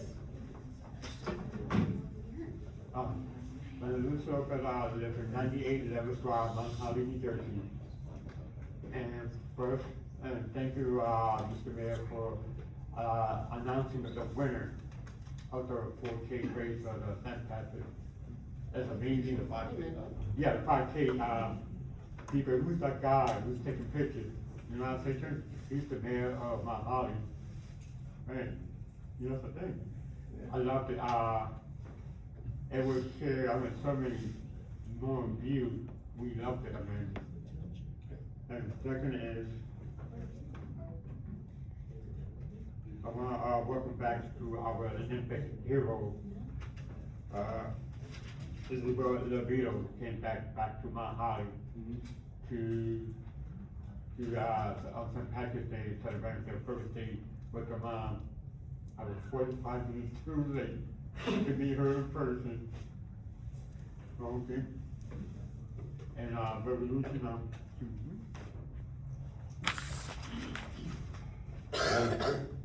Revolution 47 and 53, I think clarify. So you want clarification on 47, 53. 47 is a resolution for consent for the treatment works approval application for Virtual Hospital by Taylor Wiseman and Taylor. And 53 is the fee proposal from Alliance Associates in connection with Levis Drive. I can handle 47. Lewis, 47? Yeah, 47 is the treatment works approval. So the State Department of Environmental Protection requires not only a township of sewage authority to consent to improvements that are gonna be made to the sanitary sewer system. These improvements are gonna remain private, they're not gonna be public improvements. Okay? And 53, Yeah. Letters Drive is, that portion past your house up until, I think, Regency is slated for repavement later this year, but this resolution is for a temporary solution to, with the snow removal. No, it's for this? It's for the grant, okay. So this is not just a design bid. It's a design bid inspection for the proposal to finish the pavement on Letters Drive. And there's 3 events coming up this week. The first event is about PTA 18 beer basket, is about 250 High Street, this Saturday at 6. There's another one this Saturday, St. Patrick party with Random Note Band at 6:30 at Mount Holly Boulevard, 737. And Eastern on March 28th at noon from 125 Bowling Street, Mount Holly, New Jersey. That's the 3 events coming up. And appreciate and one thing, what is the future of the Justice Place? What's the question? The Justice Place, walk across the street from Justice Place, at a big hill, Oh, you seen it, was, Still slated for 80 still cal. slated. Still slated for 80 cal. Yeah, it's still slated for 80 townhomes, that's the third phase. I was trying to put a flag on it, on the top of the hill. Gotcha. I was, and that's it. There any concern about any geese in Mount Holly Township? Any, like, any, I see geese from my house and they're fine. I mean, there any progress, anything? I mean, I think our police have put out a statement in regards to the bird flu or things like that, just so if they're around, try not to, we don't know if we don't know if they're gonna be sick or not, so try to avoid them as much as possible. And if you find them, you have to report it and let us know, so we can get a proper removal if they die. And thank you for having me as a guest. Thank you, Wilson. Anyone else in the first row? All right, moving on to the second row.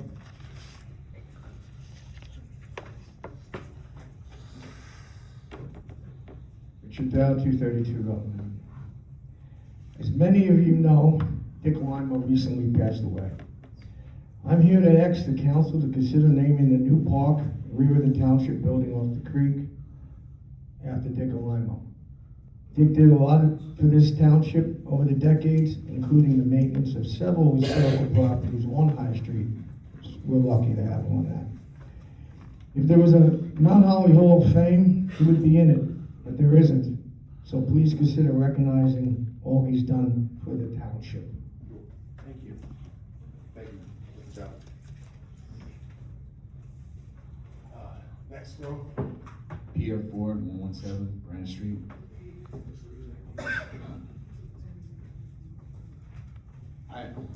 I like to observe certain things, and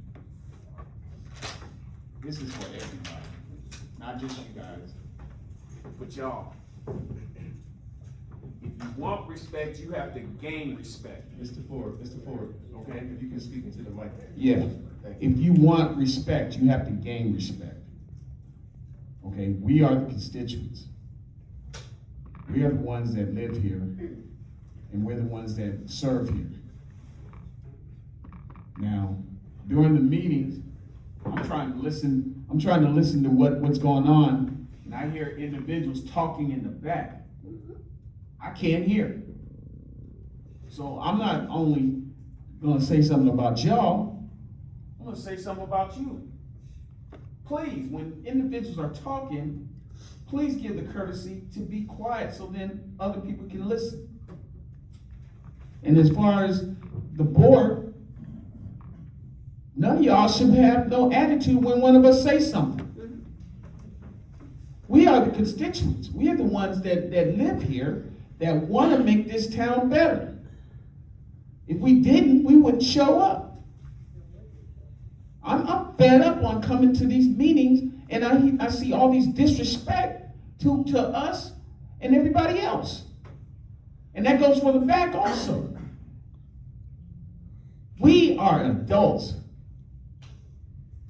And there's a young lady here, I'm not gonna put her out in the open, but we're showing this young lady how we really act. And then it should not be happening.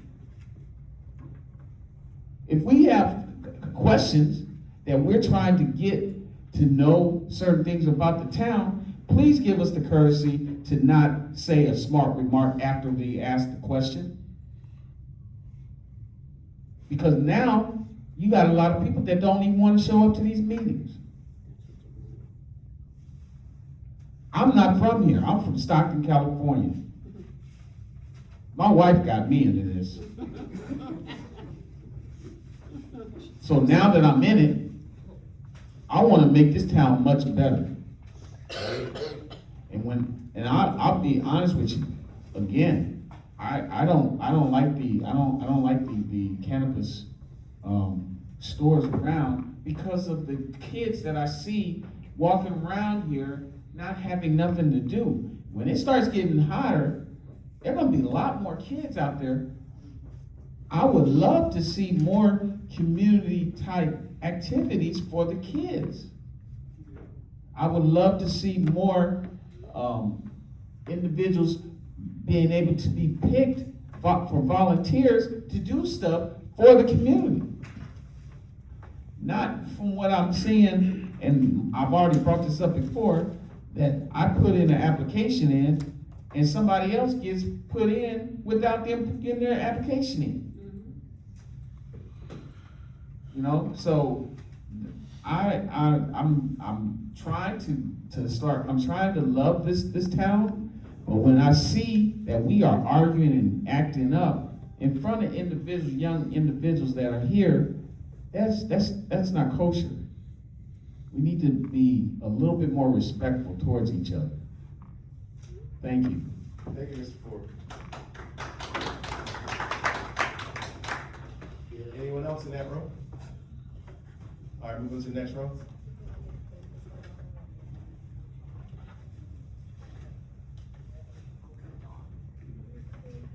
I think you know me by now, but we'll do it again. Michael Rothbell, 33 Union Street. First, I want to thank you guys for listening to the public with regard to tabling the marijuana motion for the facility. A couple of things. One, for the next agenda, map might be helpful. Number two, you might want to identify the lot that warehouse is on, and so it's limited to that lot. So it's the zoning ordinance. And number three, I have to think about truck size. I don't know what kind of trucks are going in and out of that, but we have the truck problem in this town, so you gotta think of that too. And to piggyback on that, what we really don't have is a master plan. And when you don't have a master plan, builders can come in and say, no master plan, they can do whatever they want in your town, regardless of zoning. And so, we really have to get a master plan. It's been 8 years. And then you can do these things. For instance, I know I heard three or four people talk about a youth center. They used to have one. Unfortunately, they had a mental lab on the third floor, caught fire, which was a bad look. But if we had a youth center with like Wi-Fi where kids could do homework after school, games, things like that, that would be nice. The kids could congregate. Everybody is afraid of teenagers, but we were all teenagers at one time. And having a good place for kids to do something also helps the economy. They spend money on food, they spend money on games. And so I think we have to really think. There's a lot of empty buildings on High Street. And thinking about that is something that's part of a master plan. Figuring out where we're gonna put the grow facility, not just a huge lot, it's part of a master plan. So I really think that needs to be taken into account. Number three, I wanna remember Dick Alemo, who passed away, very sad, he did a lot for this town. And I think that Rich said very well, better than I can. With regard to appointments, on the other hand, it's like the Chris Banks Friends and Family Hour. And that's not right. People make applications, they're ignored, and then people come up with late applications, and they just get appointed.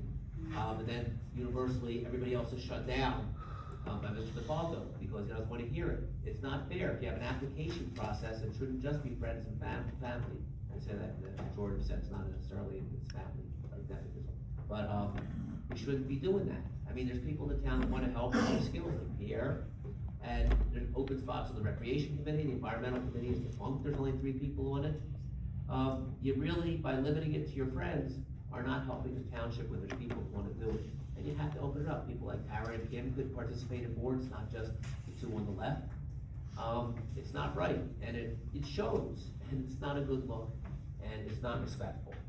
And it doesn't respect the people in town who come here and talk, who are concerned. It says you don't wanna hear any of that, you'd rather have dysfunctional boards or nobody on them, rather than people that care. 3 people on UEZ, that's ridiculous. They distribute a lot of money, and you should have township input into that, because they have all these empty buildings, and all we're doing is buying stages and toilets. I mean, it just doesn't make sense what you're doing. So you need to open things up. With regard to, Ms. Barnell, I emailed her, and she emailed me back about petitions for a committee to check with the county, and I did. But there's also, the county website says for non-partisan elections, you have to check with your township clerk. So we need information on how to get petitions for, township council, because it's nonpartisan, and when they're due. And so I emailed, Ms. Barnell back, and I would like, I don't know if she can respond today, but if she can respond to my email on the nonpartisan township council issue, I'd appreciate that.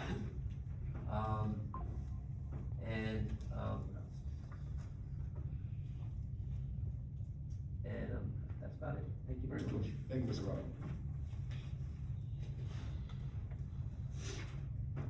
Mr. Rothman's in the 3rd row. Anyone else in that 3rd row? All right, let's move on to the next row. Past Mr. Rothman, anyone?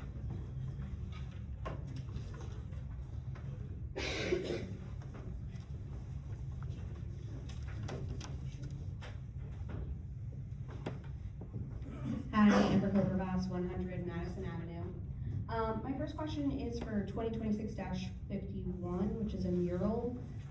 Looking in the packet, I may have missed it. Do we know what, like, the content of the mural is?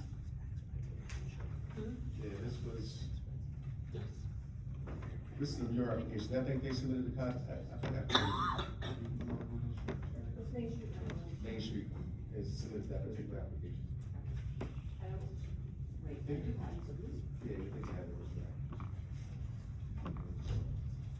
A realistic depiction of a Hugh Campbell painting of woman in white.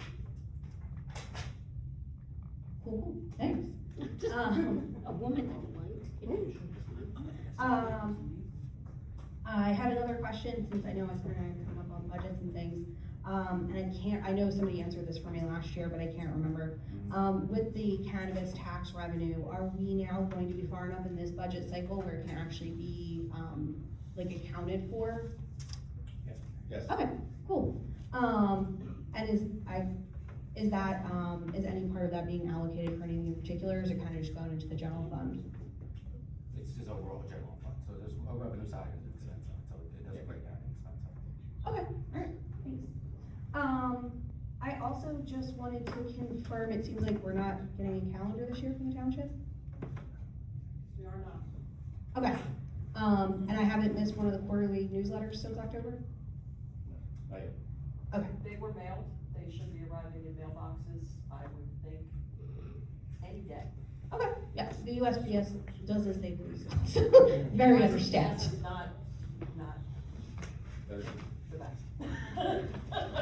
They've been understaffed for a long time and struggling. Alright, thank you. And then in terms of appointments, I just wanted to point out, or maybe get some clarification instead, in case I'm mistaken.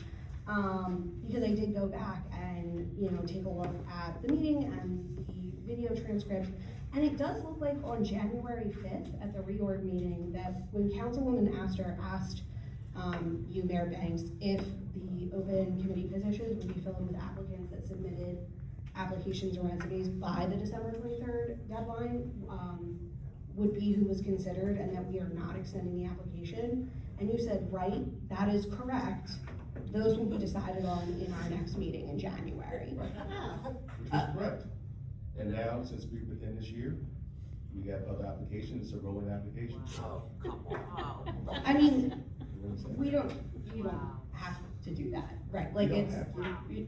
I'm sorry, are you gonna, I know we're feeling truculent tonight, but like, you don't have to cut me off. It is just an offense to the community when, even when we show up here, we cannot count on the things that you say, and that you will sit here and be so openly and blatantly disrespectful to your constituents, to act as if listening to me speak for my 4 minutes is beneath you, sitting there looking at papers that you've picked up and put down as every person that you don't want to hear from comes up here. Great point, I apologize. Thank you. I really just would hope at some point we could start to expect better. Why don't we go back to 2 weeks? Thank you, Ms. Pokerbass. Anyone else? Good job.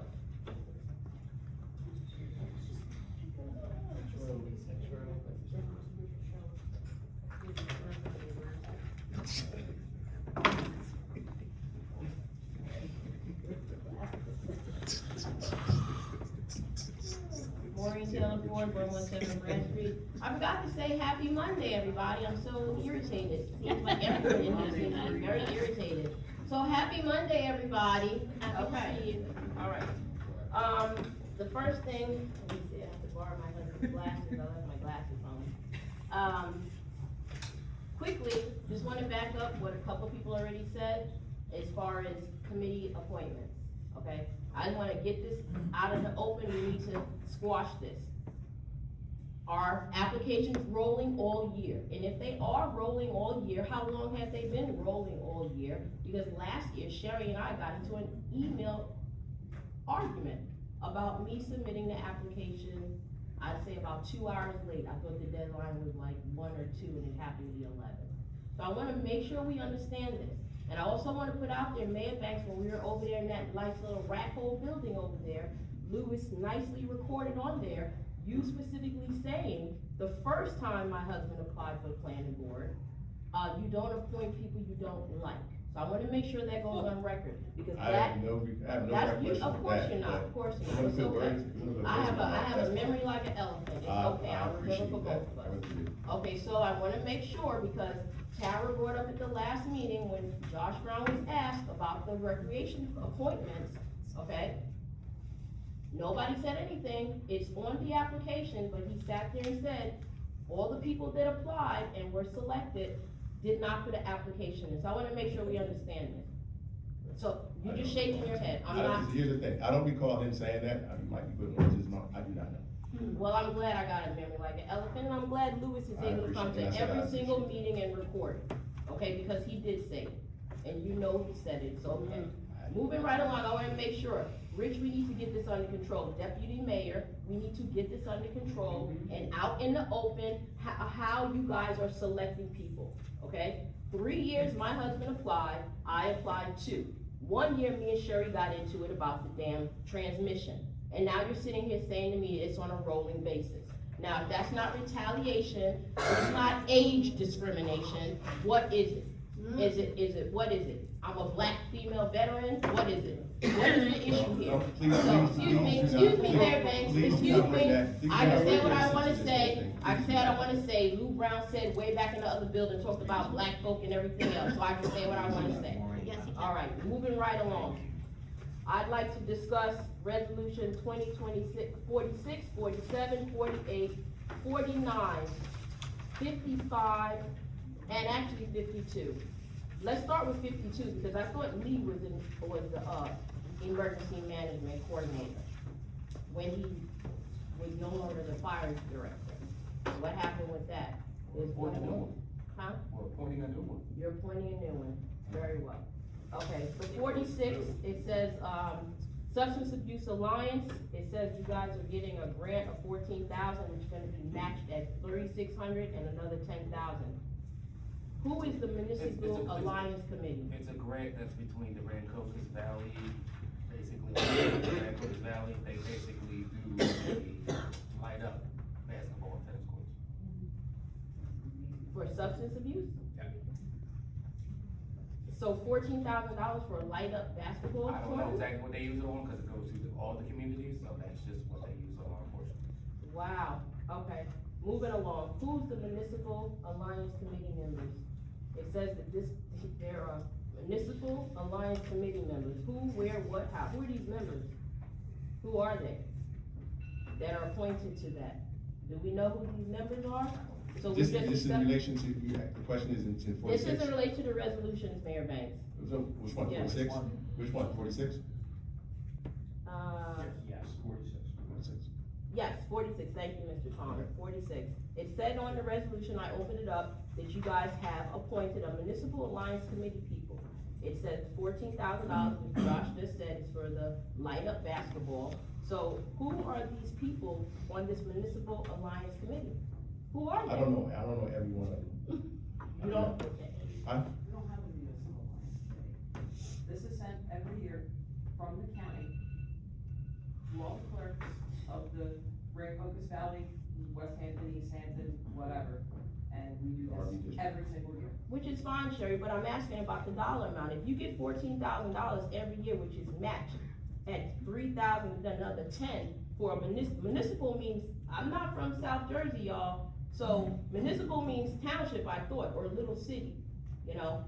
So the county is set aside. From what I've been going to the county meetings, they always tell me municipal and county are separate. They're not together. So this says municipal, which means this has to be my town.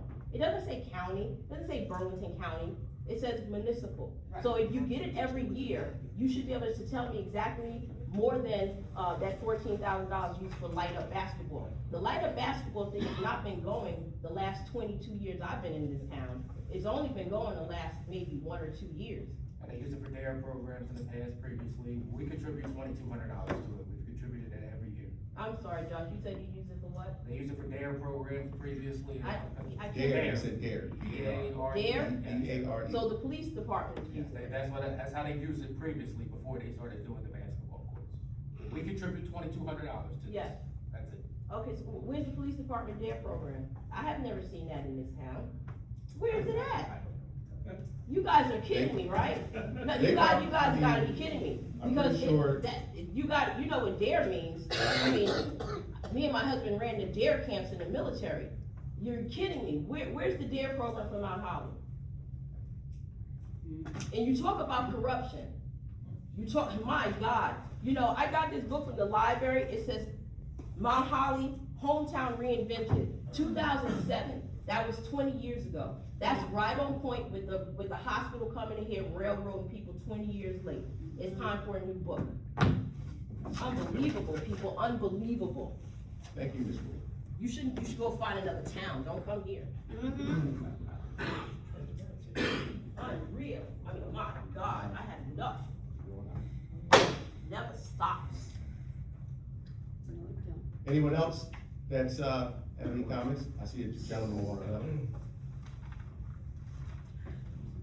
Jeez. Hi there. My name is Sam Bell. I live on Filbert Street, Mount Holly, okay? You approved for Kenneth Pike to put a house up next to me, okay? Now, like I said, I live on Filbert Street.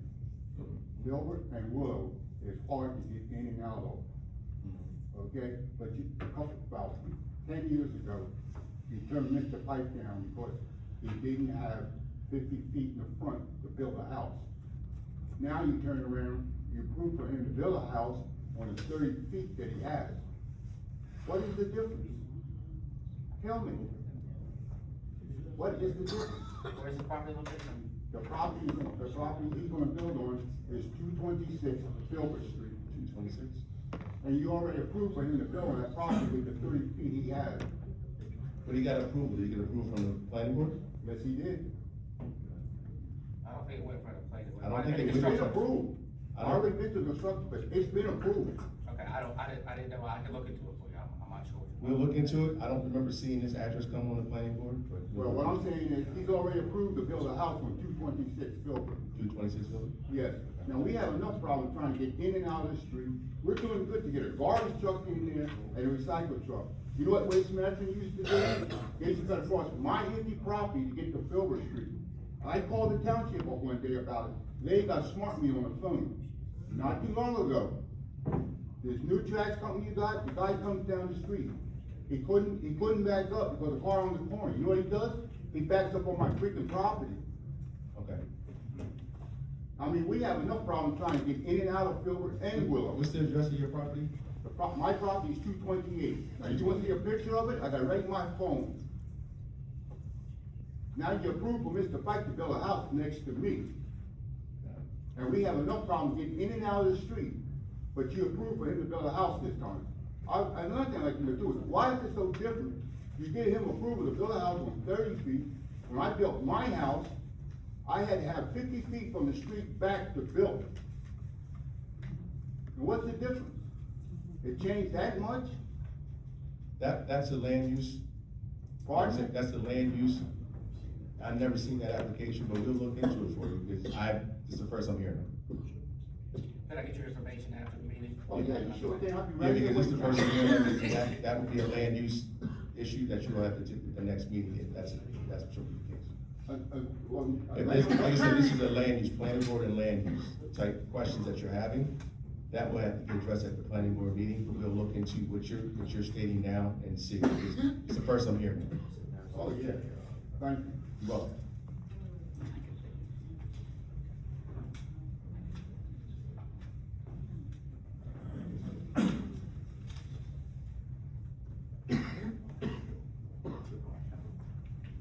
Hi, Mackenzie Barnett, 20 West Monroe Street. I came back months ago for a Ring Focus Valley Little League. So just so you guys know, it's a nonprofit, it's been around since 1953. You guys were just talking about lighting up the basketball. We pay for the lights on the ball fields. Is there any reason why? This is, they do something special with like neon lights on the basketball courts at night, so it's not. It's separate. Yes, Okay, just wanted to make sure, so I was like, well, we pay for the lights there, what's? It's good. Okay, just one clarification. Do you guys know who owns that printing building on Monroe Street? Yes. Is that any way, like, Ring Focus Valley Little League can use it for a rec center? It was that owner's been approached a few times. I don't know what his status is. I don't know if he's willing to sell or not. I know multiple people have inquired about that particular printing shop on that property. But what I do know is there's some industrial cleanup, I think, around, based off that printing that needs to be cleaned up too. That's the last I heard. So the last he spoke with the league, he was willing to donate it. He's willing to donate to the league? Yes.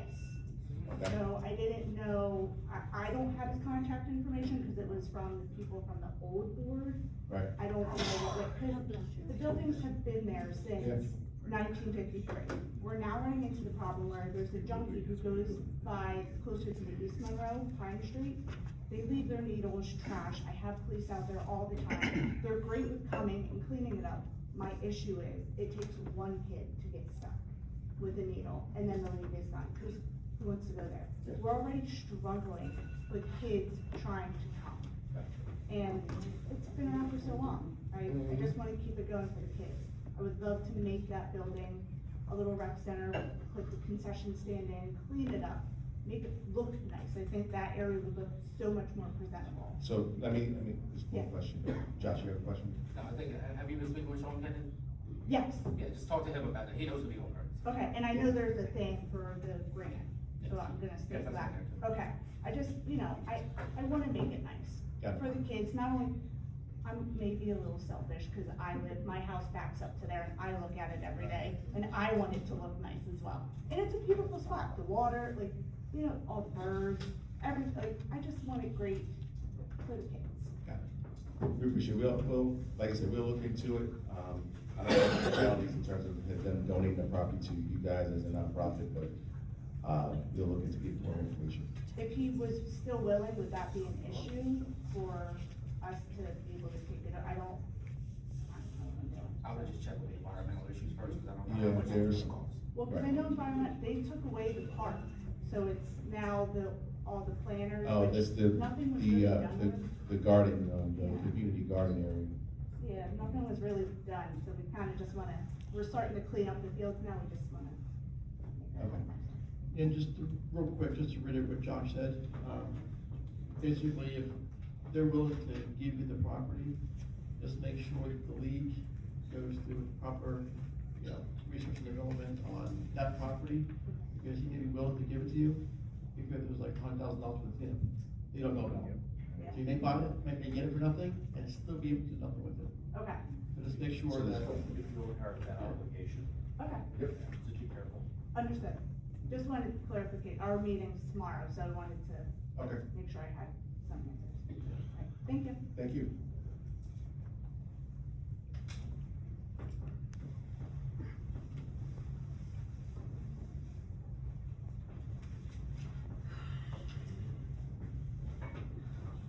Jeff Eversmeyer, 203 Pond Street. I might need 20 minutes. Get forward, Jim. Huh? Get forward. Get 4? Okay. Do we own Monroe Park? Monroe Park is part of the township, The yes. township owns Monroe Park. Okay. That's my first question. I'll jump around a little bit, so I don't know how far I'll get. So we're talking, we have this park that's in definite need of repair. And I live in town, and I bet you, it's almost the same walking distance from Monroe Park to the downtown Mount Holly through Millrace Village. And you're planning on spending $1.2 million on a park in a municipal parking lot. I don't understand if you did a feasibility study or you really thought about where you could put this $1.2 million park that made the most sense. But we heard a lot of talk last time about this park and launching kayaks and boats from it. I know in Monroe Park you could launch it there. I also know it's in disrepair.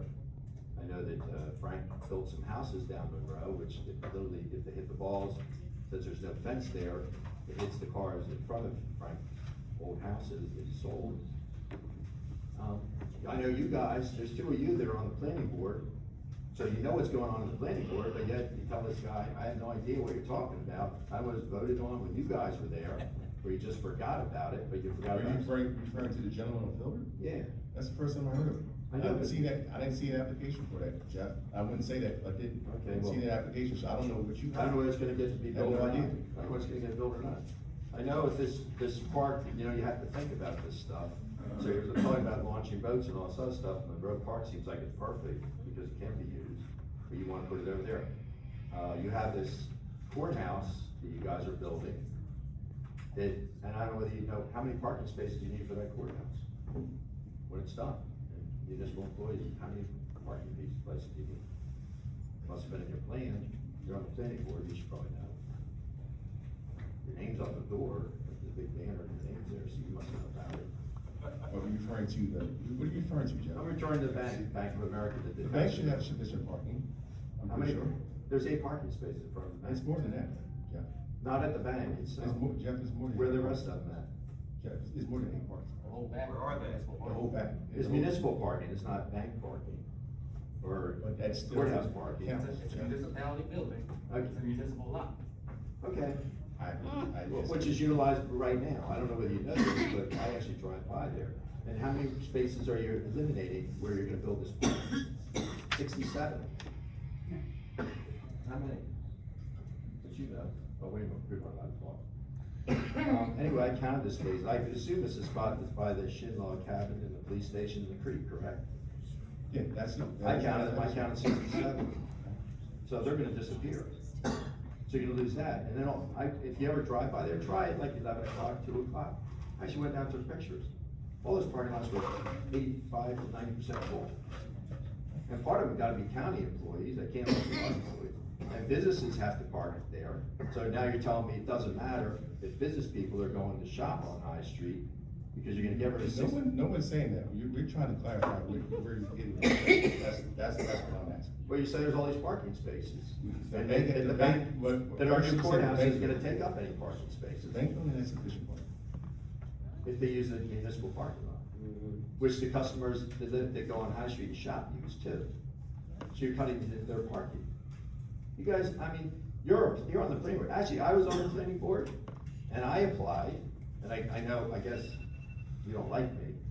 So you didn't appoint me, because Rich said no, you said no, and I had 2 yeses. Twice they tried to appoint me.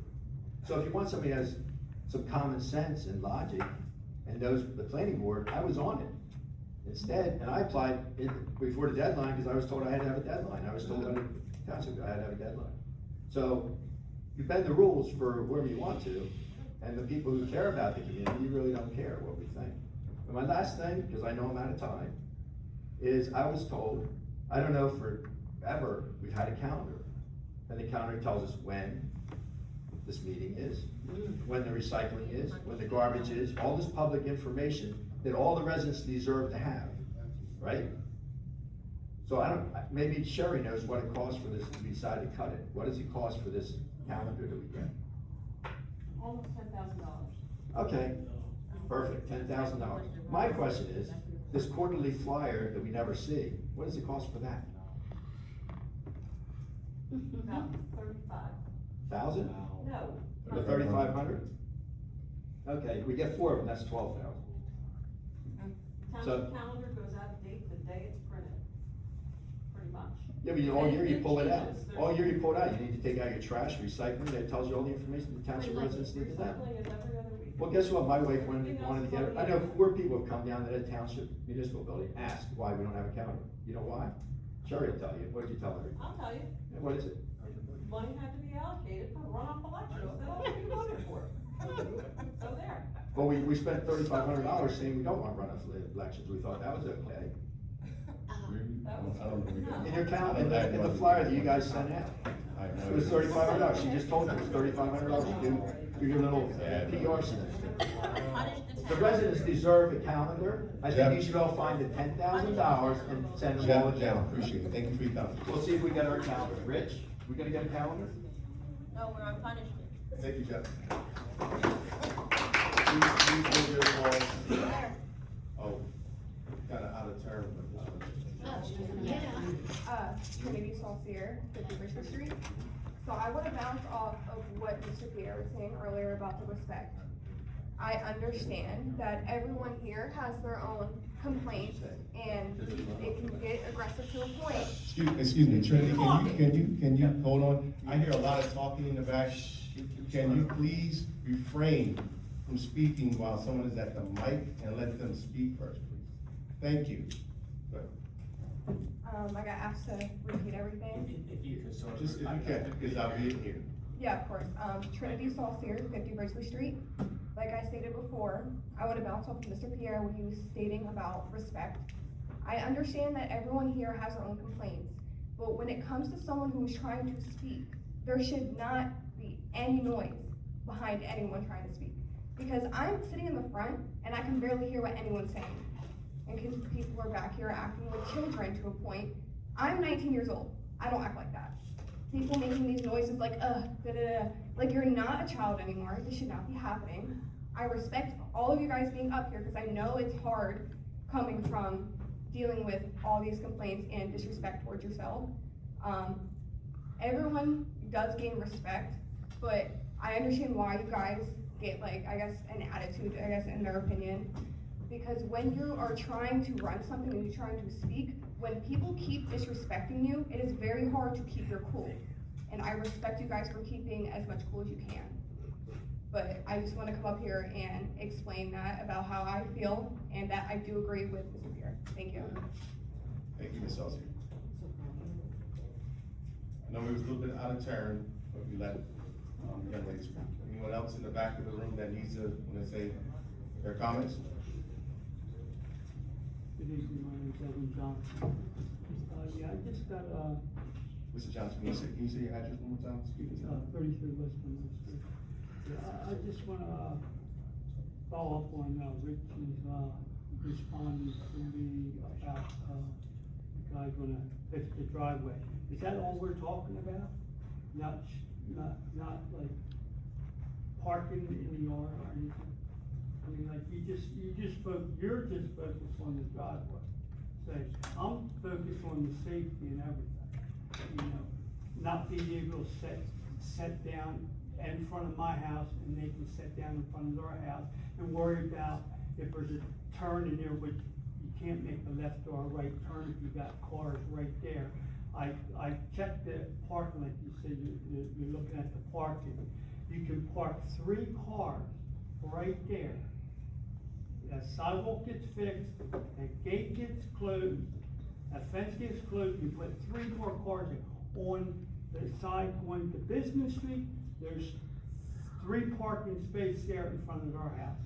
You know, so why can't, you know, like, I just wanna be able to sit outside and have my grandkids, if they're out there with me, not have to worry about this in and out. Yeah, so, sorry, so just for clarification, we did exchange some messages, and I went through to visit you, but, the focus is going to be safety, the sidewalk, and the visibility. That was all addressed with the homeowner that was there, and I've been told it's to be taken care of. So I don't have any specific details, because I don't own the property that's there. I was told that something is gonna get done that will be to your liking. So, Yeah, see, until I know more, I don't have any more information. for you Yeah, now. I mean, like, I got pictures in, like, my neighbors cahooting against me, you know, I'm having still a lot of problems there. You know, I'm still parking all the way down the street, you know, I can't park in the front, taking up 2 parking spots.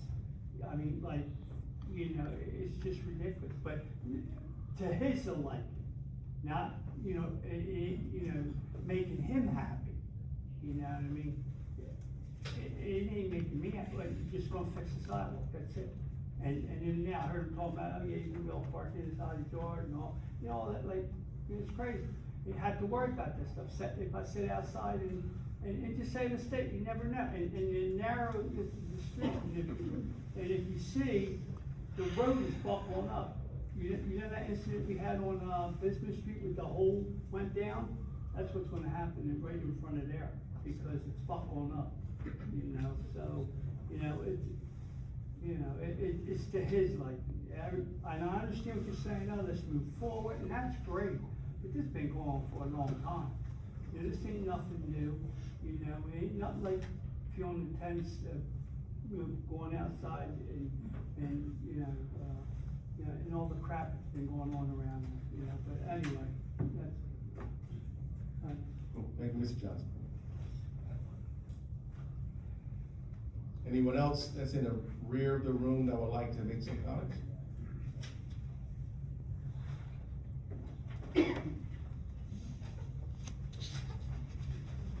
Jim Lowe, 322 Washington Street. I'd like to thank everybody in the town who came out to this last weekend St. Patrick's Day parade and helped us celebrate not only our town, but our Irish heritage and culture, along with those in the fire service.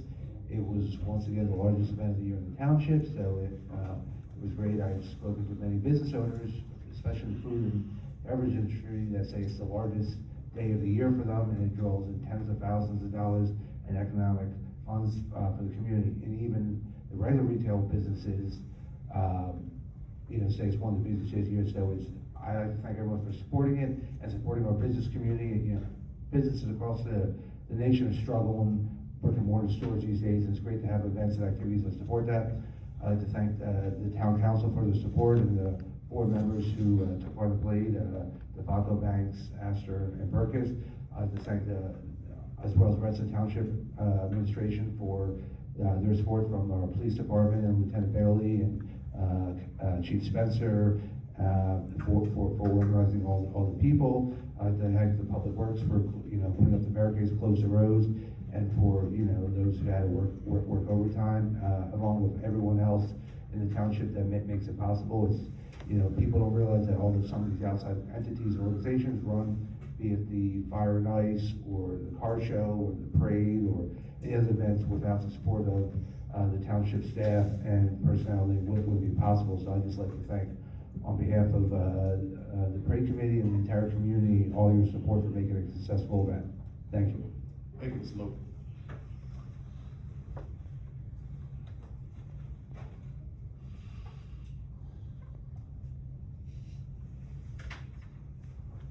Good evening. Raleigh, 25 Broad Street. Sherry, so is it true we're not getting calendars this year? You had a budget? No calendars this year? Just to make a suggestion, in the future, perhaps reaching out to people that own businesses or people that might be loose with money, you could raise the $10,000 to get the calendars for Mount Holly. I mean, I know it's a creative idea and it might be hard for some people to get their arms around it, but maybe next year we could do that. Second question is, will we have calendars next year? Sherry? I can't answer that right now, it's March. Well, you're familiar there'll be no runoffs next year, so I can't answer that. is that the real reason why there's no calendars? Say, get to your point. I'm asking the question, you can't answer Get to your it? point. No, I'm not answering that, I can't answer that. Well, who made the decision not to print calendars? That was a mutual decision Between who? I was not involved. between people. Between what people? You know the people, not This dogs. isn't an interrogation. Which people? Move on, what do you have to say? I said it, I'm State your asking you a point, state question. your- Well, then maybe you shouldn't give answers, State your point. that you wanna give, like saying the reason why the calendars aren't being I issued. told you the reason, if you don't like it, that's No, not my no, fault. I accept the reason, I'm giving you some alternatives, I'm asking, who made the decision, and you're saying humans, or people? That's what I'm saying. Please get to your point. You heard, no, that's the point. Okay. So next time, reach out to people, because a lot of people like their calendars. Personally, I don't use the calendar, but thank you. Thank you, Mr. Riley. You're welcome. Anyone else? Anyone else need to check? Mr. Villalobos?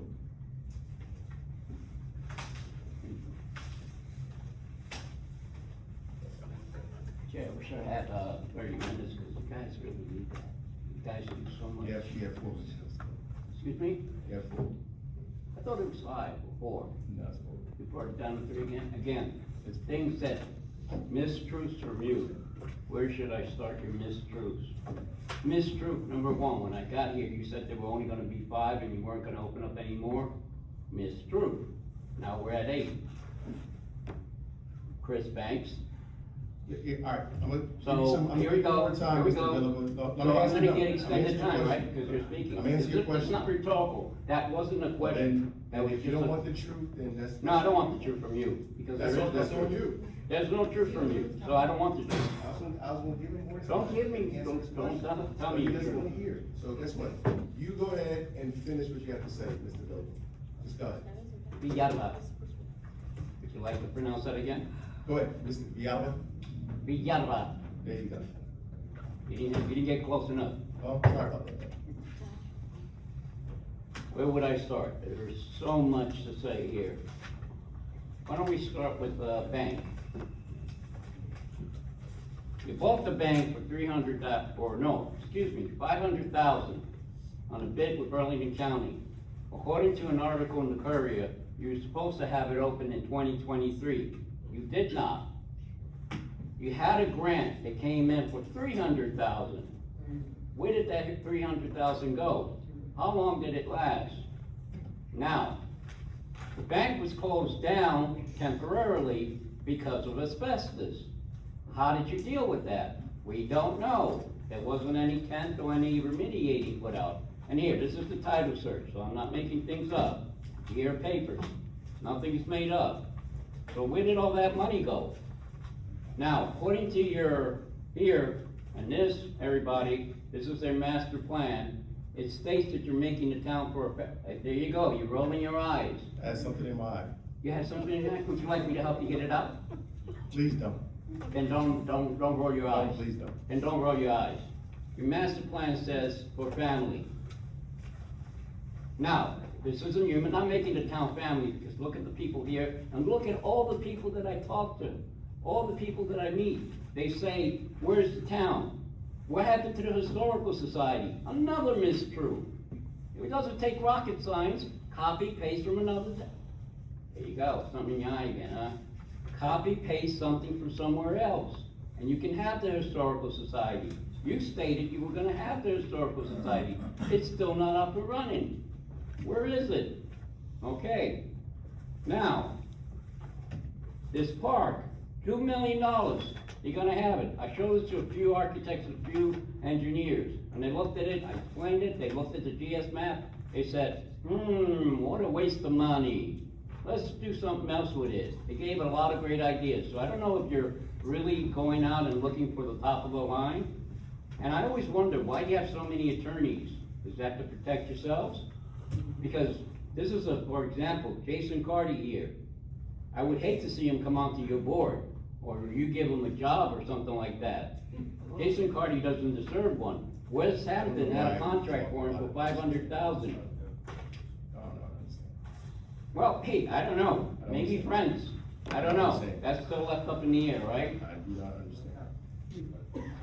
Please continue.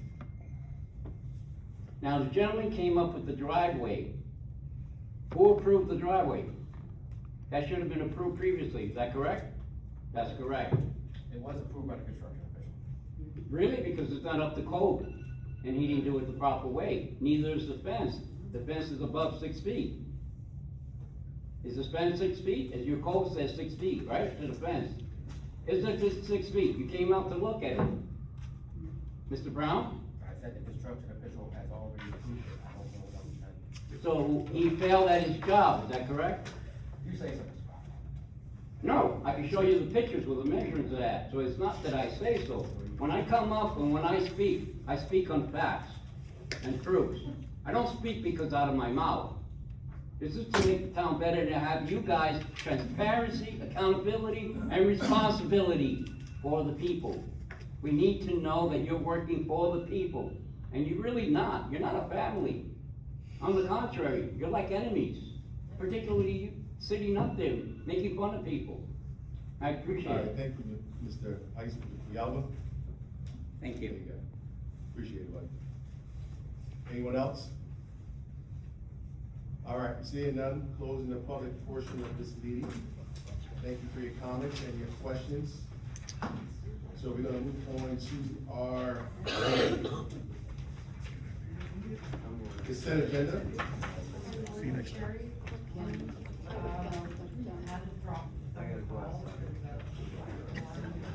And yeah, so, she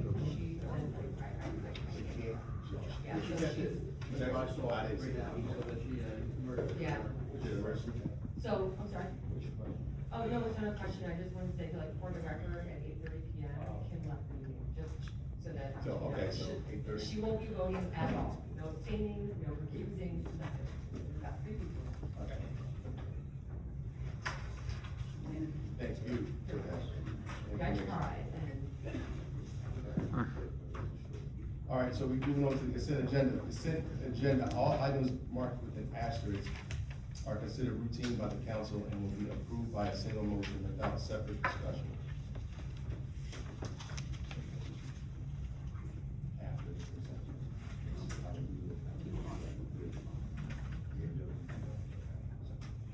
If a council member wishes to discuss a consent agenda item, they may first ask questions about it. If the member still wishes to remove the item from the consent agenda, it will be taken off and voted on separately. Now, what's in the consent agenda that's here, we have 46 to 55, the bill list, the department head reports. And so we can take them in one motion. We have a few other resolutions that we're gonna have to walk on and do a motion for. But they'll be separate. So the consent agenda is gonna consist of 46 to 55, the bill list, and the approval of the department head reports in one motion. Is there anything you need to remove from that list of agenda items?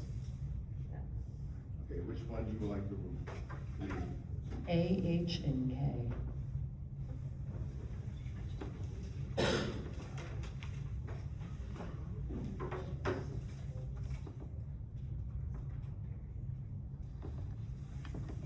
Okay, so we have A, H, and K, we'll do as a separate, we'll do each one individually. So in the consent agenda, we're taking 47, 48, 49, 50, 51, 52, 53, 54, and 55.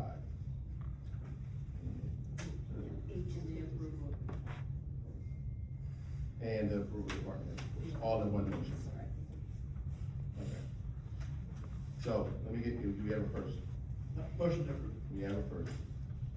Do we have a second? Second. We have a second. Roll call, please. Ms. Astor? Yes. Mr. DeFalco? Yes. Mr. Banks? Yes. Okay, so we have resolution 2026-46, the Governor's Council on the Substance Abuse Disorder Alliance to Prevent Substance Abuse Disorder. Do we have a first? Motion to approve. We have a first. Do we have a second? Second. We have a second. Roll call, please. Point of information, one of the residents had brought this up, and I was actually curious myself. Who is going to be on our municipal alliance committee? Has that been decided? And who will come from? I'll defer to Josh, but we'll.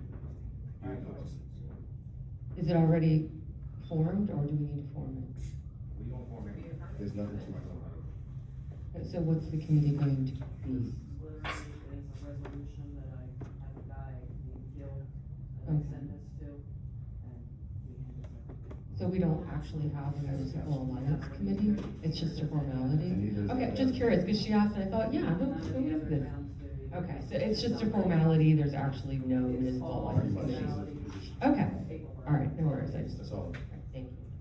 All right, so we have that point of interest, point of order answered. A first and a second. We have a first and a second. Can we get a roll call, please? Ms. Astor? Yes. Mr. DeFalco? Yes. Mr. Banks? Yes. 2026-53, resolution approving a fee proposal from Alignment Alliance Connection to Development of Levis Drive Roadway Improvements Project. I think we answered this with Louis Lopez. Do you have any additional questions in regards to this? Anyone? Me? Yes. Yes, that's why I wanted to pull it. That was one of the things that was added later that I can't upload in my laptop, so I just wanted to know what is in this resolution, what is the fee, just so I can have an idea what we're doing. She's questioning the fee proposal from the Alignment Association. Yeah, because this was added last minute, I didn't see it. And because the grant needs engineering, it's basically, the proposal is Alignment's engineering costs for the, What are the costs? I believe, $94,000. Out of that, 94,000 is coming out of the grant. Out of We as awarded grant money? Some of it, Some of it might, some of it we have to account for. it depends on the date. Depends on the bid. We don't know how much is in our budget, but some of it might come out of the grant, and some of it come out of our budget. Okay, thank you. All right, any additional questions? No? Yes? Okay. Let me get a first. We have a first. Motion to approve. We have a first, we have a second. Second? We have a second. Roll call, please. Ms. Astor? Yes. Mr. DeFalco? Yes. Mr. Banks? Yes. And the last one that was approved was K, the approval of the bill list. Do you have any particular questions regarding the bill list? Yeah, sorry, one, I noticed that Thomas Boyd Communications had, originally had helped with the newsletter. They were on the bill list this month, are we still working with them? Yes. We are. Do we know when they're on the bill list? Is it just in this month? What's your question? With Thomas Boyd Communications, there's always a $4,000 fee every month, and this month, there wasn't one, so I was wondering if we were still working with them. Yes, we still work. Okay. Because I know they did our newsletters, a few people had asked me if maybe they were They are doing the the PR firm calendars. of the township. Okay. And the police. So, And they were helping with the newsletter, correct? they are the PR firm. Okay, could they also help with the calendar, since we're paying them $4,000 a month for retainer? They didn't, they couldn't, maybe in lieu of the newsletter, they could put out a little calendar, I'm just thinking, like, would that not be something that could be? The newsletter does contain a small calendar. The newsletter does have dates and times, does have So the newsletter was a point. a small, The questions is somewhat from. more up-to-date information.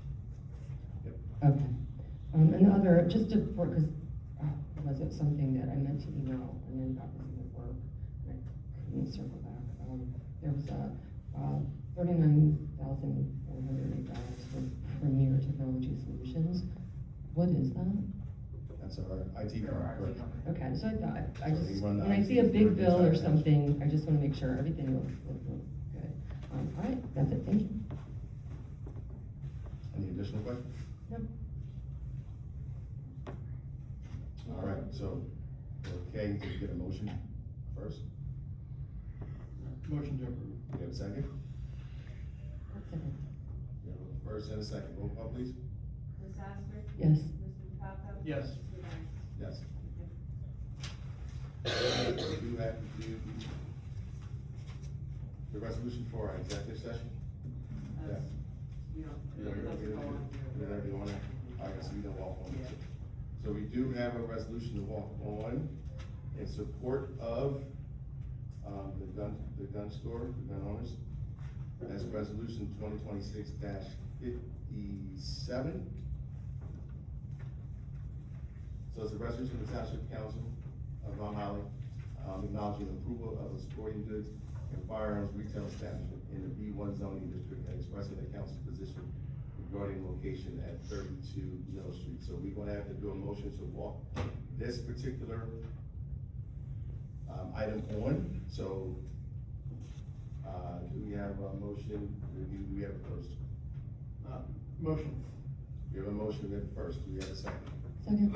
We have a second too. This is only a roll call to vote to put this on the agenda item, then we'll vote for this separate. We have a second, roll call. Ms. Astor? Abstain. Mr. DeFalco? Yes. Mr. Banks? Yes, motion is added. All right, so the resolution is added. So now for this resolution, in support of the gun store and the gun owners, I don't think they even know, they just left. In regards to, we need a first for this and a second, so let's bring it up. Wait, sorry, what is this one? This is the gun store. So we have to first vote to walk it on, to add it to the agenda, we just approved that. Now we have to vote on this particular item. That's all right. Ish. Okay, do we wanna call her back or no, or we just? No. Motion to approve. So we have a first to approve, do we have a second? I'll second. Let's bring it up for a vote, please, roll call please. Ms. Astor? Abstain. Mr. DeFalco? Yes. Mr. Banks? Yes. Yeah, nothing to say about it. All right, that has passed. Okay? Yes, go ahead. And for those of you who are still here, thank you. Just real quick, for those who may or may not understand what we just put onto the agenda and passed, where we discussed earlier that having a gun shop in downtown, there's nothing that the council can do one way or the other. They have to, for planning board, get approval of any of the business for use. This particular resolution, aside from the fact that everything's saying that there's nothing that we can do, there's one small piece on here, which pretty much says, and I apologize because, like Morgan, I forgot my glasses at home, so it's been a struggle this evening reading, but seriously. I'm They make it worse. They may make it worse.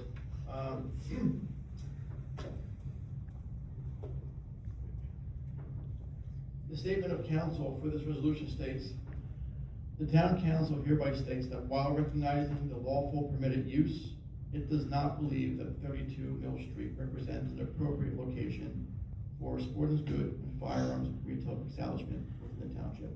So as we cannot actually approve or deny this application, we are putting forth a resolution which provides a statement that we don't think it should be there. And that's what I want to make sure people do that, and that we're not saying that we want to have a gun shop there. Thank you. Thank you for clarification. Appreciate it. When was that time? This was sent out, I couldn't access. no, but this was not sent out today, this was sent out, I think Josh forwarded this, last week. Mm-hmm. Josh forwarded this last. Like, we didn't add, okay, I'm just making sure. So I think all council have gotten both resolutions. Okay. Partial. Previous ones I did see. Okay, and the last resolution we have to walk on, this is the walk on the Custom Cannabis Creations LLC. And 10 Eagle Ave, Suite 200. and this is for cultivation only. And so this is resolution number 2026-58. And this is a motion, we need a motion to walk this on and add this to the agenda. Motion to add. We have the first, do we have a second? I'll second.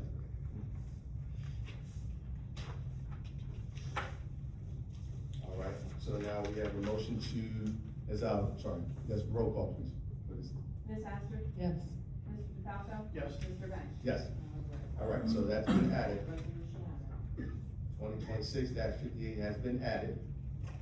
Now, in regards to the vote on the approval of a letter of support for custom cannabis creation LLC, do we have a motion to approve? So moved. We have a motion to approve, we have a first, we have a second. All right, I'll second. So we have a motion. We have a first and a second. Roll call, please. Ms. Astor? Yes. Mr. DeFalco? Yes. Mr. Banks? Yes. Thank you. All right, with that, we're done with our resolutions. Thank you guys for your time and support. So, Josh, our town manager, do you have any comments or questions? None, sir. Thank you, sir. Our solicitor, Coleman? Nothing further this evening. Thank you. Thank you. So I'll start with you, Ms. Astor. And I want to apologize firsthand if you saw me looking at my phone a lot. Our fellow councilwoman, Kim Burgess, is stuck in Orlando, Florida on a work trip, so she called in on my phone. Normally, I never ever have my cell phone up here, so I wanted to apologize if you saw me looking at my phone.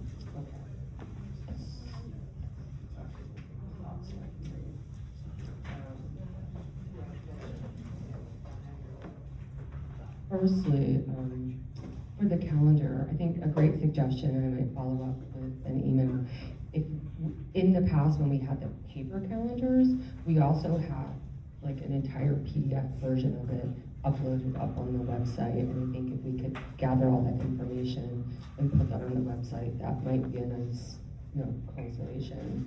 And also having all things happening, meetings, trash pickup on the digital calendar on the homepage of the website, which is, we're already paying for. So I know that doesn't help with people who don't use internet a lot, but that would be a great thing that we could do. Ms. Sherry, could we have the rec committee meetings posted on the website along with council, planning board, and environmental committee? Do you get that information from the rec committee? Rec meetings are normally first Monday. I didn't know when we were having them. I know I'd asked in December. No, not minutes. The actual, like, when and where they're happening. Because I had someone ask me I think in November, December, when the rec committee had their meetings.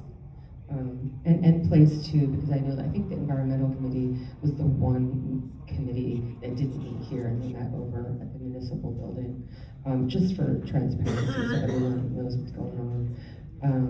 And I just wanted to say in regards to appointing the planning board, I thought that Les Berry, who owns the business Sinead Ray, she's awesome, and I was absolutely happy to vote for her. My questions were not in any way regards to her appointment. Her resume was amazing. She does so much in this town. She, is the executive director of Main Street Holly. She's going to be amazing. It was about the procedure, and that we still have one open seat on the planning board, and I'd really like to get that filled. And I want to honor the people who did their due diligence and submitted their applications in time. I think I already mentioned this, but with cannabis retailers and growers, we are getting a significant amount of income. And again, with the lot at King and Washington Street, I want to make sure that we just do things smartly so that it can benefit everyone. But as I said, last month, the revenue from cannabis was $52,000, just the tax revenue. And I think the month before that, it was mid-40s. And I'd love to work with my fellow council members to try to maybe even earmark some of that money for some kind of, recreational activities or to, add to the summer rec program. It could be used for a lot of different things. For public comment, portion, I just wanna let you know that, you're allowed to criticize us, you're allowed to be unhappy with anything that we're doing. We signed up for this, although, I think we can all be a little bit more respectful of each other's, voice and what we have to say. I think I already touched upon the calendar. I was going to try to make some appointments tonight for our boards and committees, but we'll put that off till the next meeting. In regards to youth center, I'm sorry, I know you're tired. We did have a youth center when I was a kid here growing up. In 1978, it was on Brainerd Street, and in 1982, 83, it was moved over to the old Heller School across from Holbein, which is now houses. But when I was a kid, we always had a rec center. We had Girl Scouts there, and all kinds of classes you could take. So I love to, take all the money we're getting from cannabis, or at least a portion of it, and start moving in that direction, because it was awesome. For $10, I took a modeling class, and all the girls in 8th grade did it. It was so much fun. You could take aerobics, whatever. So it kept me out of trouble. Kind of. And I did want to say March, and two last, and then I'm done. I just didn't want anything more. Saturday, March 28th from 12 to 3, basically all of Vermont Valley is going to be the Easter egg hunt. It is organized and sponsored by the Presbyterian Church on Garden Street. That's where you start. So if you're going to do the egg hunt, I know someone wants to do the egg hunt, just show up at the Presbyterian Church on Garden Street. It is the best event in town, and we were told to bring 750 eggs, so there's going to be a lot of kids. Every year there's more and more. And then lastly, I think it was mentioned that Mr. Alimo here in town passed away, and I did look up the information for his viewing, and it will be at Parent Chief Chapel from 4 to 7 p.m. Friday, March 20th. That's it. Thank you. Good evening, everyone. Couple quick notes this evening for those of you, actually, this is not. For Historic Commission, March 18th, looking at having our town hall meeting at a location to be determined, trying to get the local college downtown as a venue, but we'll see. Secondly, the fence regarding on Monroe Street, I do think that there's a technicality there, because the fence is technically in the rear yard of that property. So there may be an issue there, but there's also a driveway there as well. So that needs to be looked at. From, Dave, you had brought up when you were speaking regarding the King of Washington property about the redevelopment ordinance that we're putting together there. Oh, David's here, yeah. And just for clarification, I have two topics here. One, we're designating the uses of the property, not what the owner can put there. So Dave Diamond, or any future person that's there, can put, it'd be retail, restaurants, etc. That's on that list. And in addition to what we're talking about, after this is reworded properly, the ability to grow and manufacture in the rear of that building that was over there. So thankfully, Tara brought the suggestion up, we'll take it back, and if it flows properly, it should be back here for a second reading at the next council meeting. So the other thing is you had brought up during your public comment regarding more than 5 marijuana-based places here in town. And just for clarification, it's 5 retail is what the ordinance is. It doesn't include manufacturing, growing, cultivating, etc. We have talked internally about this, and we also want to put limitations to those as well. So it's definitely on our site, but it's separate from the 5 that are retail in town. And I think everyone already brought up a lot of the other stuff. I have more on here. I could probably go on forever, but it's been a long meeting, and I know everyone is out here on a beautiful first day of March. So thank you for coming out. The only thing I want to say sincerely is it's been a theme here on a regular basis, And it was a theme back in 2011, and it kind of went away a little bit for a while, and then the theme came back again. It seems that we do have a lot of people in town who are interested and want to see things change or get updated, and they have good thoughts and examples. We appreciate you coming out. You know, Ms. Saucier said it, a bunch of people here said it when you came up, and the theme going around is that everyone at this meeting needs to give everyone equal respect when they're speaking. Be it myself when I'm speaking here, I mean, I think maybe everyone is tired and there's no one that wants to chat while I'm talking right now. But everyone in here deserves an opportunity to speak, whether you like it or you don't. We can agree or disagree.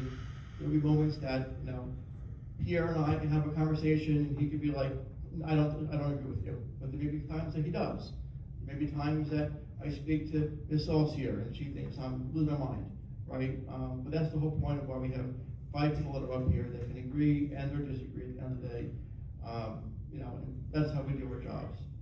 But what I do ask moving forward, and hopefully the entire council can also reflect the sentiment amongst everybody, is that we do try as best as we can to maintain our decorum up here while we speak to everyone who is out here on a beautiful day, instead of being at home, sitting in your backyard. You're here at a council meeting in the firehouse, talking to us, right? I do ask that everybody, be it in the audience, up on council, or anywhere in between, that we give everyone that respect, that we are quiet when we speak, that there aren't people grunting in the background, laughing, talking amongst themselves. If you want to do that, go outside the door and do that. Do that on the phone. Do it on Facebook, because we all see it there. But when you're in these chambers here, every meeting, everyone should be quiet when everyone so everyone can hear. And you know, with that, tomorrow's gonna be another beautiful day, 2 more days, and then we have snow next Wednesday and St. Patrick's Day for the forecasting. So, welcome to March. Hurricane sports, that's right. Anyway, have a good night, Chris. All right. Thank you, Deputy. Appreciate it. Like the joke here sometimes, the light up and move. But we like to drop that thing. But, it's late and we're tired, but thank you